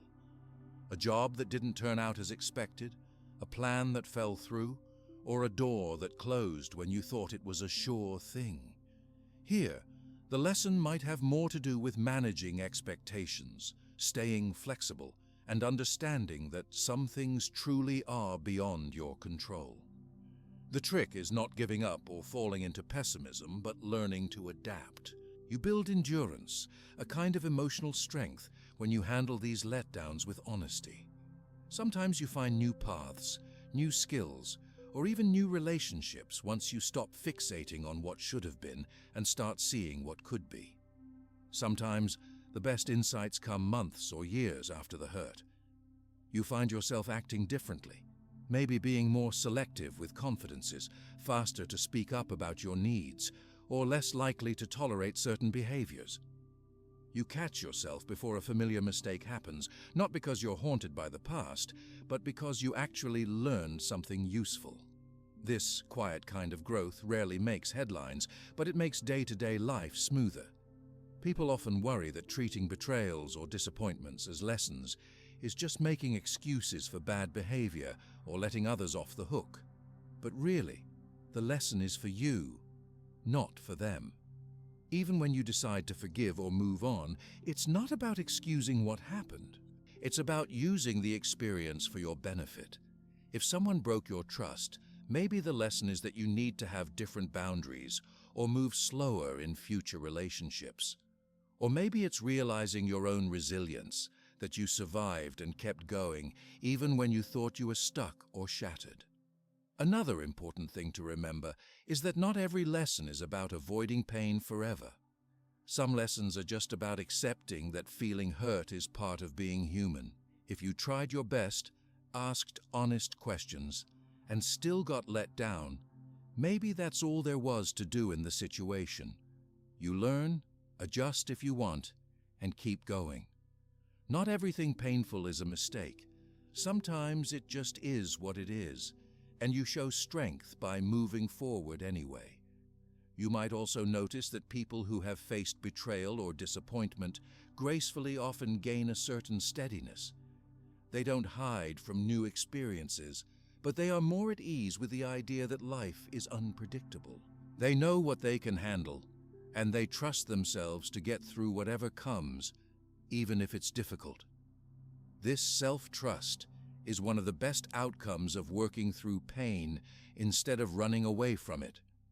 Once you've faced down disappointment and survived, there's less fear. You start to feel more like the kind of person who can take risks or try new things without clinging to the outcome. Sometimes, growth after disappointment is more about clarity than strength. You know who your real friends are, what matters most to you, and what you will not compromise. Instead of scattering your energy, trying to hold on to everything or everyone, you start investing your time and care into relationships or pursuits that feed you back. Maybe you walk away from work that doesn't value your effort, or you distance yourself from people who show no signs of changing harmful patterns. Each of these steps is a kind of quiet self-respect that grows stronger each time you refuse to get lost in regret or what-ifs. That doesn't mean you stop feeling sad or angry. If anything, you learn to honor those feelings for what they are. Messages that you care deeply about the people and the life you are building. Over time, those feelings, instead of burning you up, serve as reminders to stay awake to your needs and to respect yourself even more. You become more patient with yourself, less rushing to fix everything, and more willing to give yourself credit for handling tough moments. There's also something freeing about letting go of the idea that every relationship, plan, or dream has to work out perfectly. If you give yourself room to change your mind as you learn, you're less likely to stick with something long after it's stopped serving you. You notice sooner when you're being taken for granted, or when it's time to advocate for yourself. Growth sometimes looks like quietly stepping away from drama, or like asking for help when you realize you can't face a disappointment alone. Letting betrayal and disappointment teach you doesn't mean you dwell on the pain or make it your whole identity. Instead, it means accepting that setbacks and mistakes are just as much a part of life as joy and success. You look at them, take what's useful, and move on lighter than before. If you find yourself stuck replaying an old wound, or feeling haunted by regret, the key is to focus less on the hurt and more on what you're learning. What needs did you ignore? What truths did you overlook? When you answer those questions honestly, the hurt loses some of its power. It's also really important to have people to talk to as you're working through tough experiences. Sometimes, telling your story out loud helps you see what you learned, even if it still stings. Other people's perspectives can also show you angles you might have missed, or remind you of your strengths when your confidence dips. Just remembering you're not alone with your disappointment or betrayal can give you the energy you need to sort through what happened and find the message in the mess. Sometimes writing is the way to find those lessons. Putting your feelings and the facts of what happened on paper makes the whole event less fuzzy and easier to examine. You might write a letter to the person who let you down, even if you never send it, just to organize your own thoughts and see where you still feel stuck. You might make a list of what you wish you had known before, or what you want to remember the next time something similar comes up. Little acts like these are building blocks for the kind of resilience that carries you through future storms. One of the best things you can gain from looking honestly at betrayal and disappointment is a better sense of your own boundaries. If you used to overextend yourself in friendships, you learn where to pull back. If you always take on more at work to prove yourself, a letdown can show you that your limits are real and matter. This new awareness doesn't turn you into someone hard or cynical. It grounds you, keeps you a little more honest with yourself, and makes it easier to spot situations that are not good for you before you get too invested. Over the months and years, the hurt from a big disappointment can fade, but the lesson stays. You might notice you're less anxious in new situations because you trust yourself to handle whatever comes. You can actually approach life with more hope, not because you think nothing bad will happen, but because you're more sure you'll be okay even if it does. When you meet others who have been through tough times, you see them as equals, not as damaged or lucky, just as fellow travelers who know what it means to get up and keep going. It's worth saying that some betrayals go deeper than others, and healing them may involve more than personal reflection. Sometimes support from a counselor, a close friend, or a time of rest is needed. But the heart of growing from pain does not change. You take what you can use, you honor your feelings, and you refuse to let one chapter become your whole story. In the end, treating betrayal and disappointment as opportunities for growth is not about denying the hurt or pretending everything is fine. It is about refusing to waste your future by living forever in the shadow of the past. It means reminding yourself, each time you feel knocked over, that your response is always yours to choose. And every time you stand back up, reflect, and decide how to move ahead, you build a little more strength, a clearer sense of yourself, and a peace that doesn't depend on everything going your way. That's the kind of growth that no one can take from you, no matter what happens next. After you've started to see even your biggest disappointments and betrayals as tools for learning, rather than just reasons to shut down, there's a real shift in what daily life feels like. You aren't as thrown off by unexpected noise or surprises. But here's the honest truth. If you want inner peace to last, it has to be something you protect and build day after day, no matter what's going on outside. No single lesson, conversation, or heroic moment is enough if you go back to old patterns as soon as things calm down or new stressors appear. This is where a daily practice really matters. Your peace grows and deepens when you turn it into a routine, just something you work at like brushing your teeth or checking your messages. It's easy to hear words like routine or practice and roll your eyes, thinking you don't have hours to spend in silence or to read ancient books and write in a journal every evening. The truth is that even small, consistent actions can completely change how you deal with tough days and difficult people. In the context of Stoic ideas and dealing with those who hurt you, the most helpful habits are more about noticing, reflecting, and choosing your response than trying to force yourself to be perfectly calm all the time. One of the first steps that actually works is just checking in with yourself at the start or end of each day. This sounds almost too simple. You can do it before you get out of bed in the morning or when you brush your teeth at night.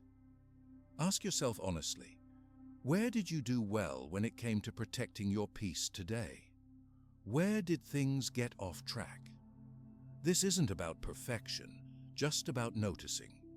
Maybe you got caught up in someone's bad mood, or maybe you handled a tricky conversation better than you expected. The act of pausing lets you recognize your progress and quietly adjust without harsh self-judgment. Journaling isn't just for people who love to write. It's simply the act of dumping your thoughts, feelings, frustrations, and wins on a page.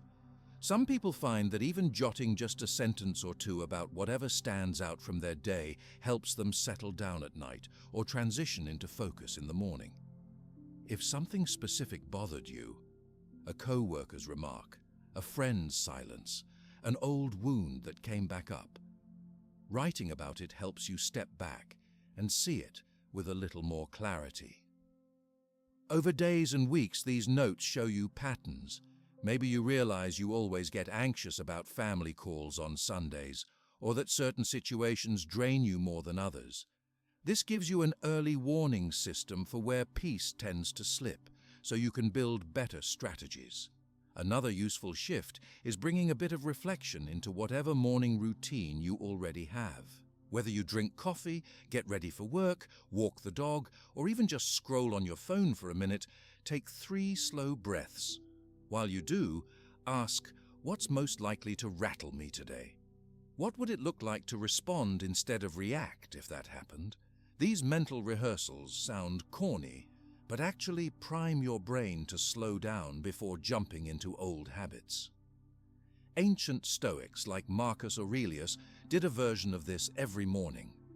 He prepared himself for challenges by reminding himself that he would meet people who were rude, ungrateful, or unreliable. The point wasn't to get grumpy before breakfast. It was so the bad news wouldn't come as a shock, making it easier to roll with whatever the world throws at you. During the day, small checkpoints keep you anchored. Set reminders on your phone or link a brief pause to certain actions. Maybe every time you get up to get water, every lunch break, or whenever you look at your calendar. Use that moment to step back and check your mood. Are you tense, tired, distracted, or carrying someone else's stress? Just that bit of awareness pulls you out of autopilot and gives you the chance to steer your attitude back toward what you want. If you're spinning from an argument or disappointment, a couple of deep breaths and a reminder not to take it personally can interrupt a spiral before it really starts. Evenings are a natural time to reset the nervous system, and you don't need fancy apps or expensive candles. 10 minutes of silence, standing outside, or listening to music you love can be enough. If you find yourself rehashing frustrating events as you try to fall asleep, stop for a moment and try reframing. Ask, what can I learn from this, even if it was uncomfortable? What am I carrying that I can choose to put down until tomorrow? Sometimes sleep comes easier just because you've named, not solved, the thoughts that won't let go. Another powerful daily Stoic tradition is reviewing your reactions. Before bed or during your commute, mentally replay the parts of your day that stood out. Where did someone's words or actions get to you? Did you meet someone who pushed your buttons or reminded you of an old wound? This isn't about beating yourself up. Instead, it's about inventory. Finding out what you want to try next time. Maybe you'll notice that you interrupt in meetings when you're nervous, or that you avoid certain people whose drama always drags you in. By facing these honestly and regularly, you slowly build stronger habits. It also helps to have a handful of phrases or thoughts you can come back to when you're rattled. Some people call them mantras, some call them reminders, but they serve the same purpose, keeping you from losing your cool when things heat up. Simple lines like, "This isn't about me, I choose my response," or "Let me see the facts," can interrupt spirals of overthinking or defensiveness. With enough repetition, these words become automatic. They pop into your mind before you react in ways you might regret. For moments when the past jumps out, old betrayals, unresolved fights, resentment that lingers, you can develop a short ritual to release some of that tension. Some find it helpful to write what's upsetting them on a scrap of paper and throw it away, symbolically letting something go even if feelings linger. Others prefer to move, maybe taking a walk or doing a few stretches, using physical motion to break up tightly knotted thoughts. The point isn't to never feel upset, but to have ways of returning to calm again and again.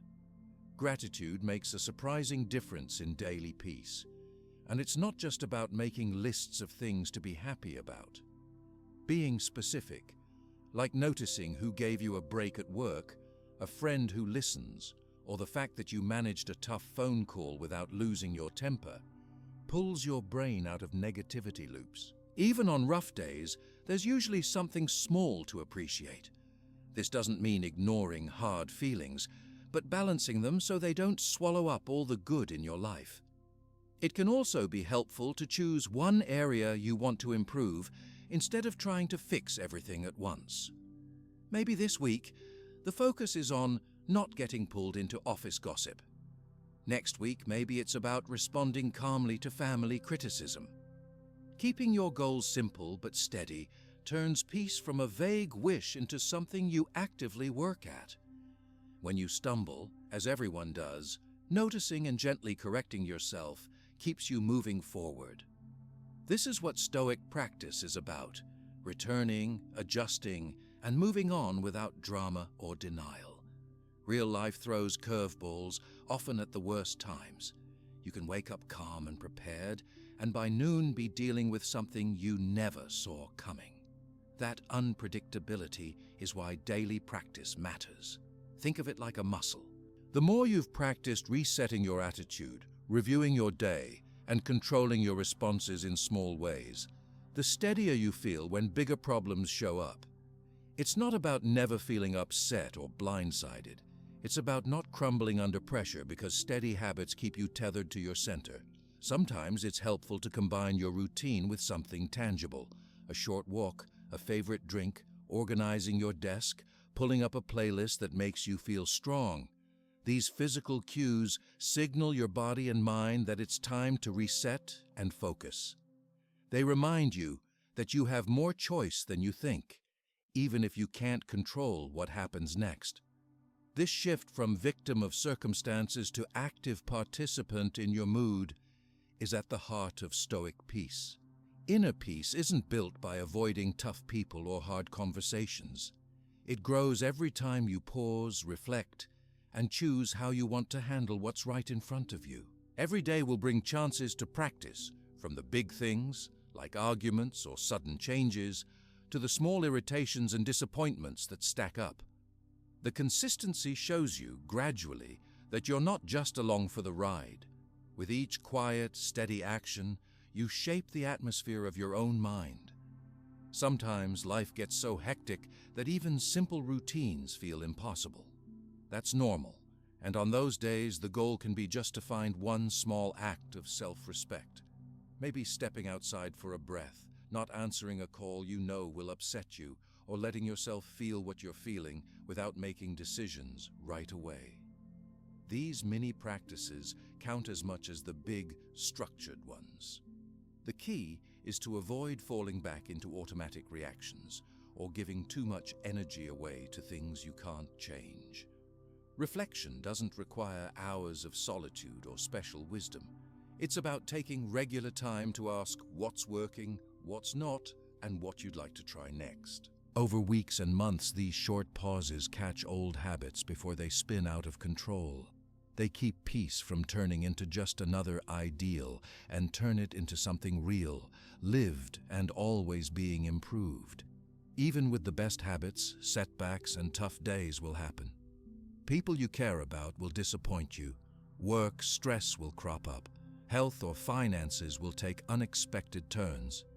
None of these are signs you've failed. In fact, noticing how quickly you can return to your routines or how you bounce back after losing your temper shows just how strong your daily practice has become. Over time, the distance between getting knocked off balance and finding your footing again gets shorter and less dramatic. Sharing what you're learning, either with friends, a support group, or just jotting thoughts online, also strengthens your commitment. Sometimes, seeing that others are struggling with the same things makes the road less lonely. You swap tips, laugh about near misses, and feel less pressure to be perfect. The daily practice of peace becomes normal, not some distant, unrealistic goal, and you realize everyone is having to work at it, day by day. If you live with others, whether family, roommates, or a partner, you can bring them into your practice, or at least be open about your own boundaries and routines. Saying, "I need 10 minutes to myself before dinner," or "I'd like to talk about how we handle tough days," sets the standard for a healthier environment. Over time, it can even inspire others to reflect and take more responsibility for their own moods. You create a small ripple of steadiness that can shift the atmosphere in a home, team, or even a group of friends. For people dealing with painful memories, deep betrayals, or anxiety about the future, a daily routine can sometimes seem out of reach. That's when it's most important to keep things gentle and focused only on the next right step. Maybe you're not ready to forgive, but you decide today not to replay the story all night. It could be as minor as choosing not to send that angry text or choosing to get to bed on time. These tiny acts of self-care are the real engine of long-term calm. Being realistic about what you can do each day is part of the Stoic mindset too. Some days will be packed, tempers fray, or old pain resurfaces, and that's not a failure. It's part of being human, and what matters isn't how often you get knocked off center, but how soon you start again. Each day, you get another chance to choose your perspective, guard your energy, and show up a little more thoughtfully. The goal isn't an Instagram perfect life, but a steady, quiet confidence that you have your own back. This kind of inner peace will never be total or unbreakable, but with steady, simple habits, it grows deep roots. Eventually, when new betrayals or stresses come, they don't uproot your calm for long. You see frustration, conflict, or negative people with clearer eyes, the routines of reflection, pause, and gentle honesty, giving you room to move, rest, or even forgive without getting stuck. The day's little rituals, writing, talking, resting, resetting, become touchstones that keep peace from being just an idea and turn it into a lived reality.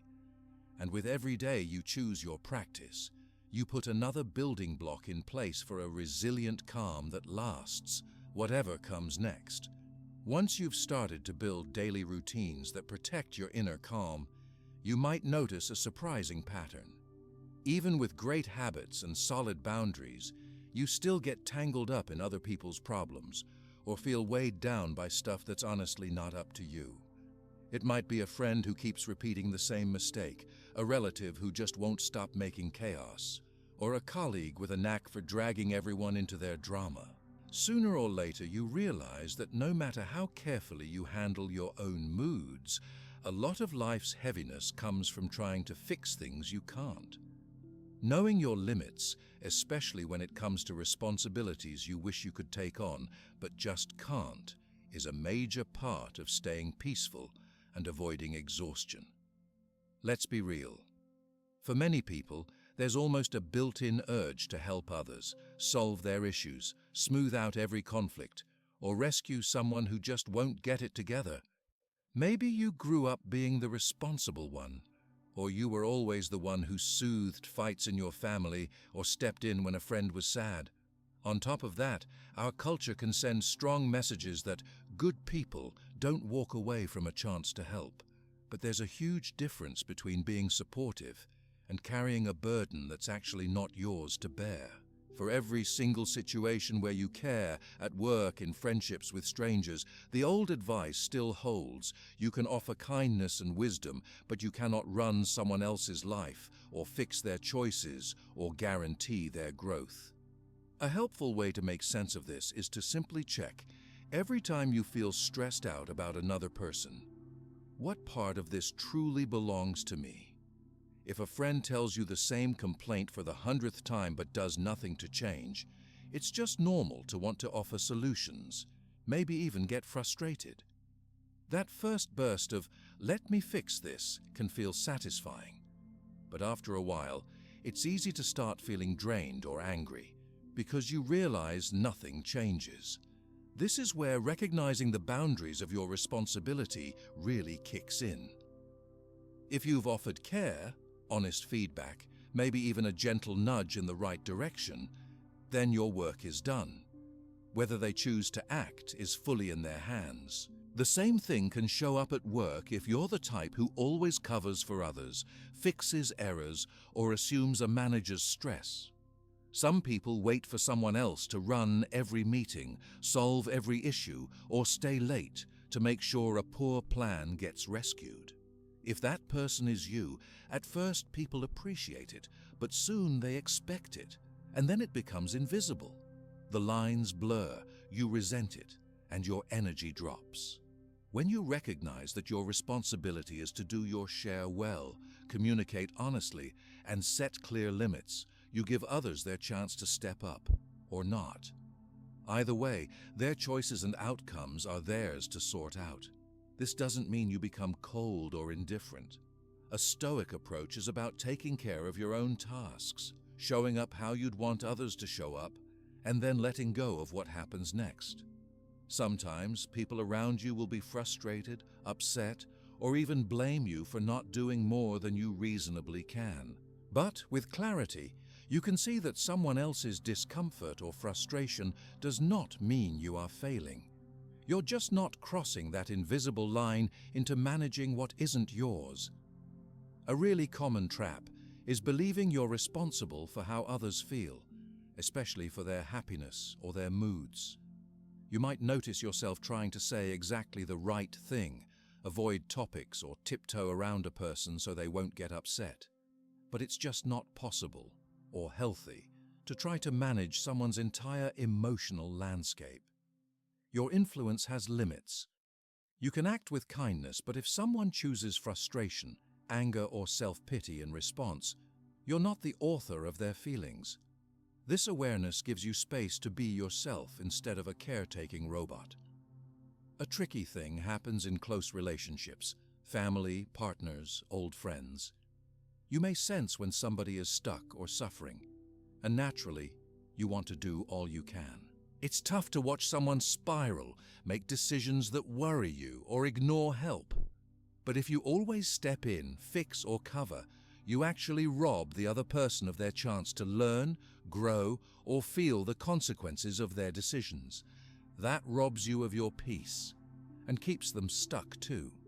Sometimes the most loving thing isn't diving in to patch everything up.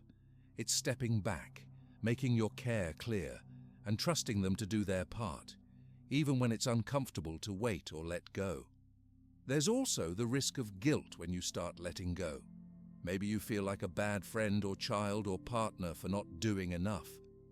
But that feeling only sticks if you believe you could have, or should have, saved someone from their own pain. If you've shown up honestly and kindly, there's nothing more to do.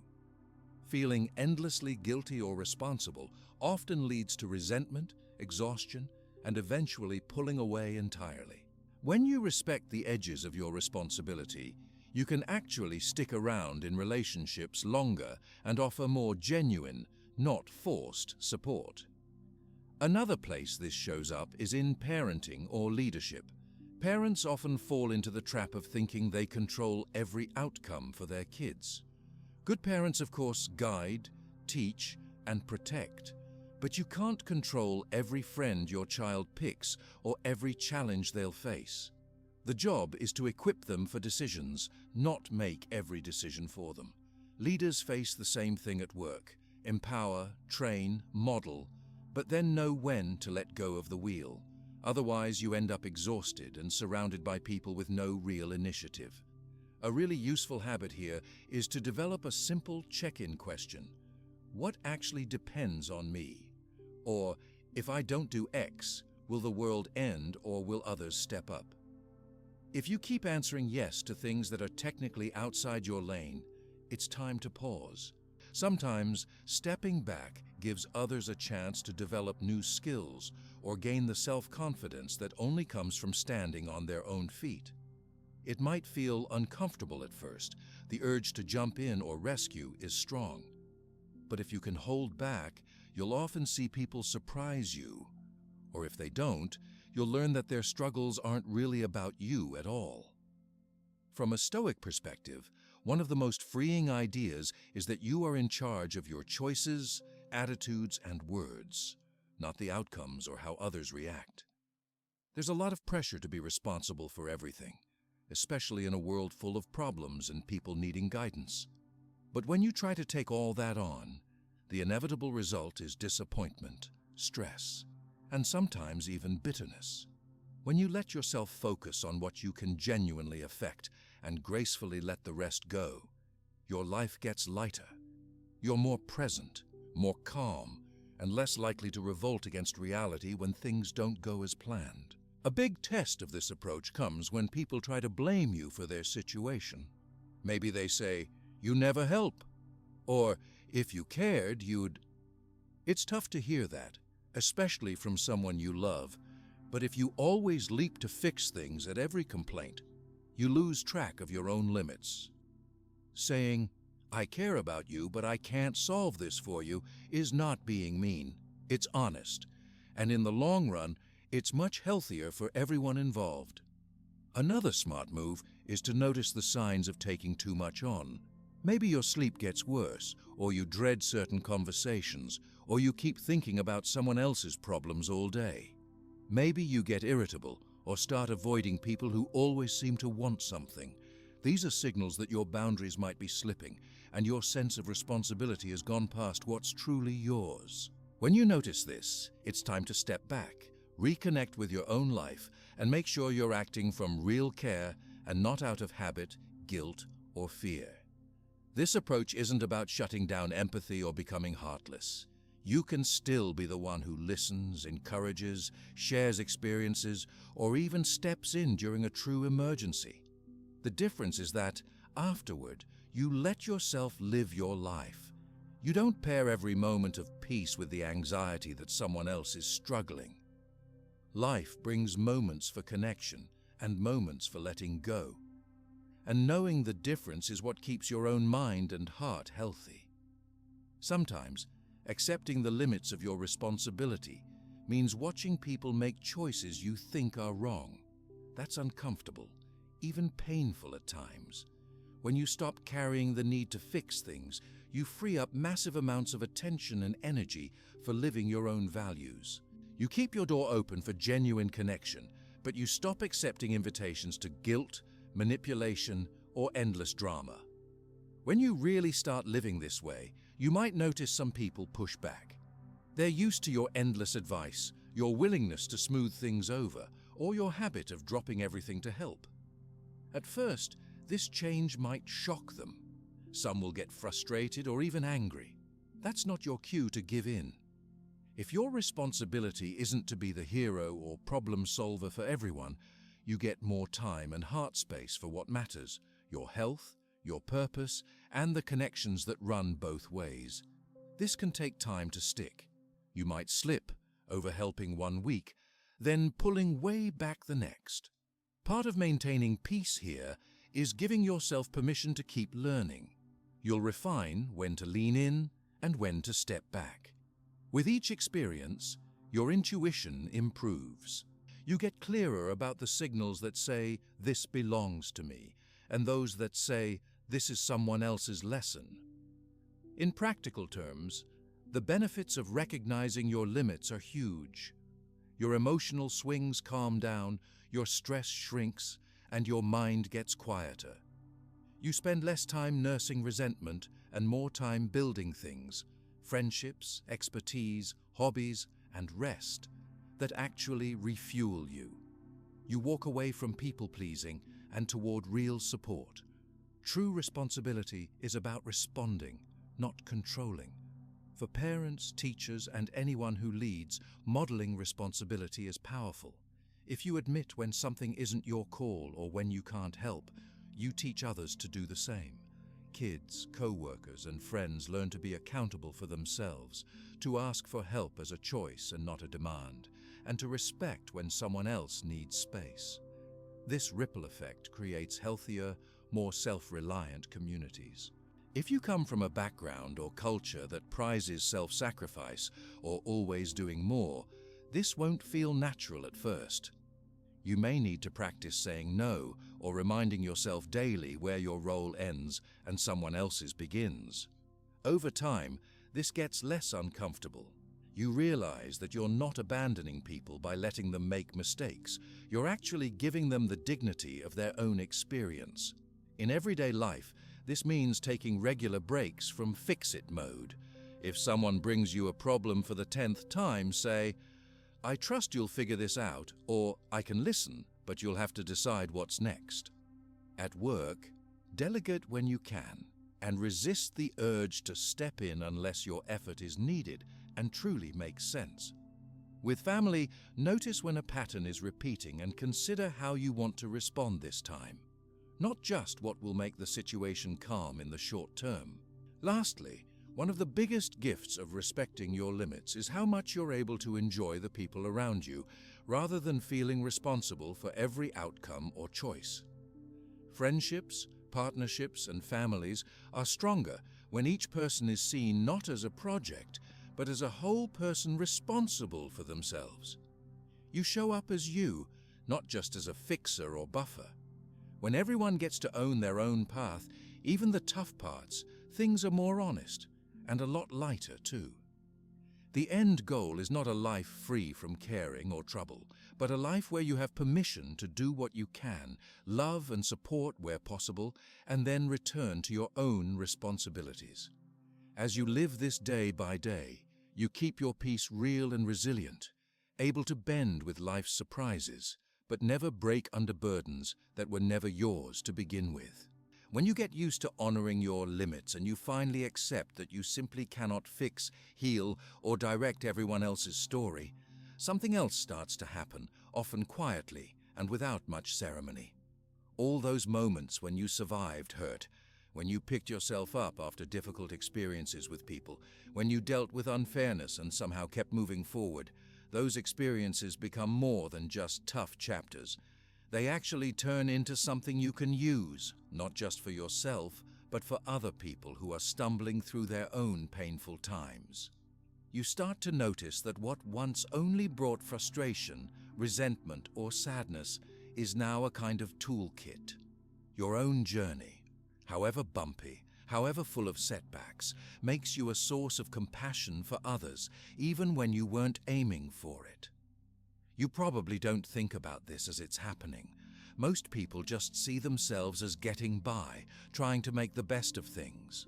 But after a while, you'll hear a friend confess something that sounds familiar, or someone is quietly searching for advice about a feeling you know all too well. And you realize you have more to offer than you thought. Not because you read it in a book or saw it on a podcast, but because you lived it, survived it, and kept your sanity during or after it. The natural outcome of healing your own wounds is that you become a resource for people stuck in similar places. There's no grand announcement or big transformation.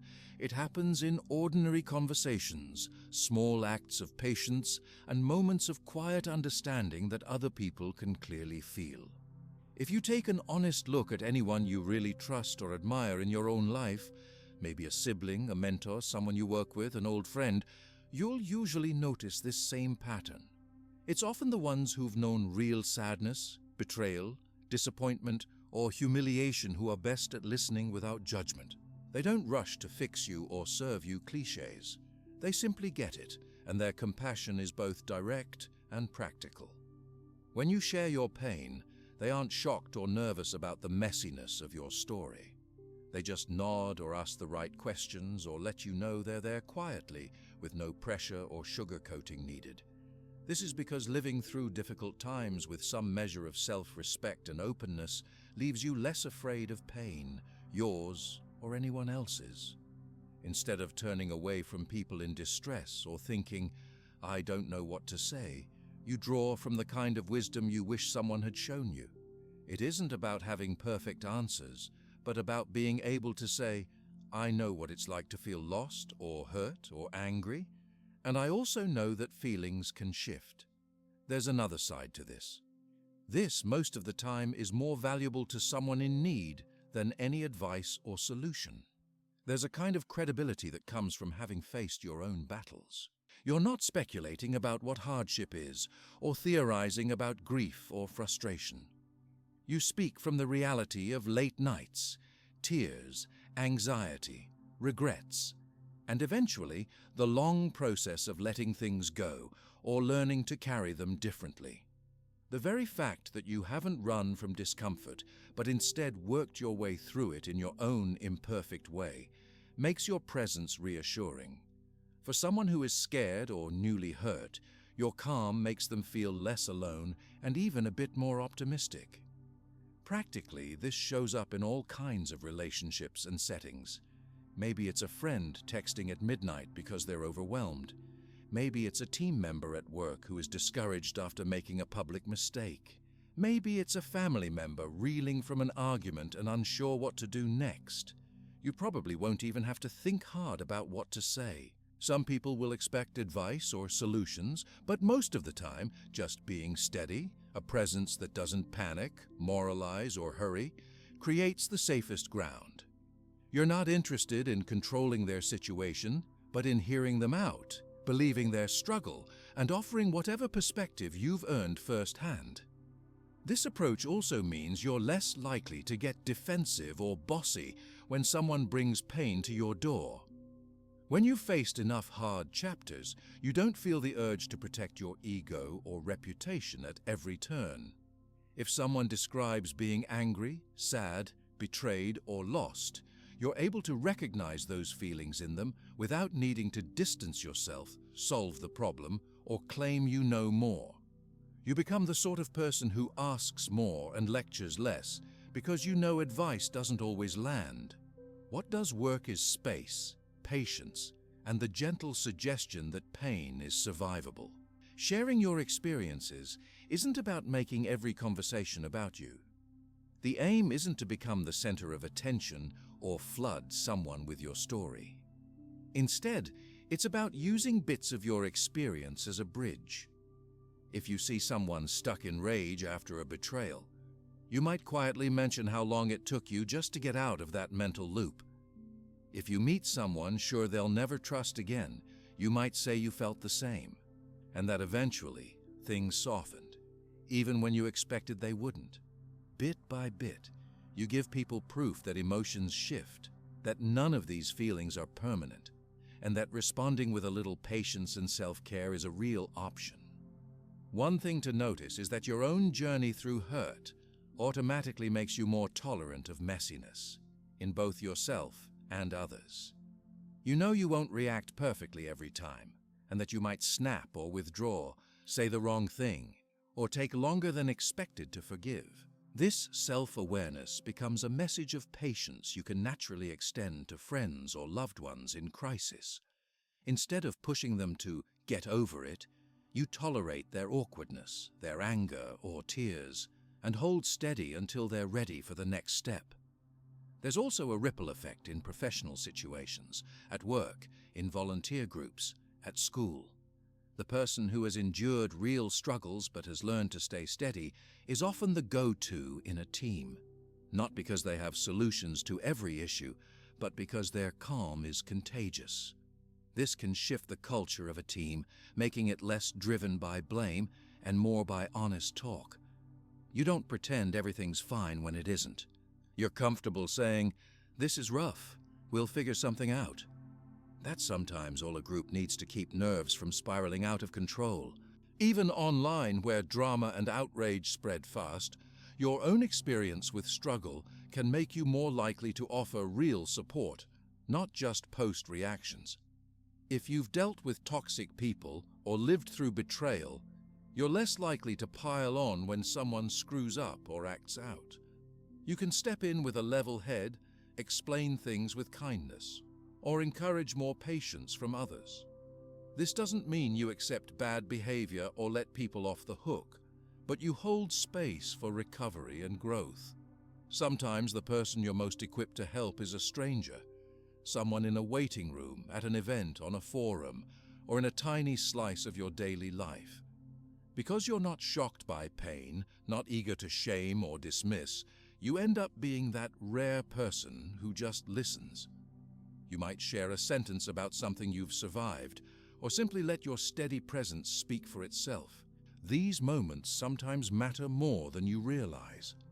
A few words at the right time can pull someone back from the edge or plant hope that things can shift.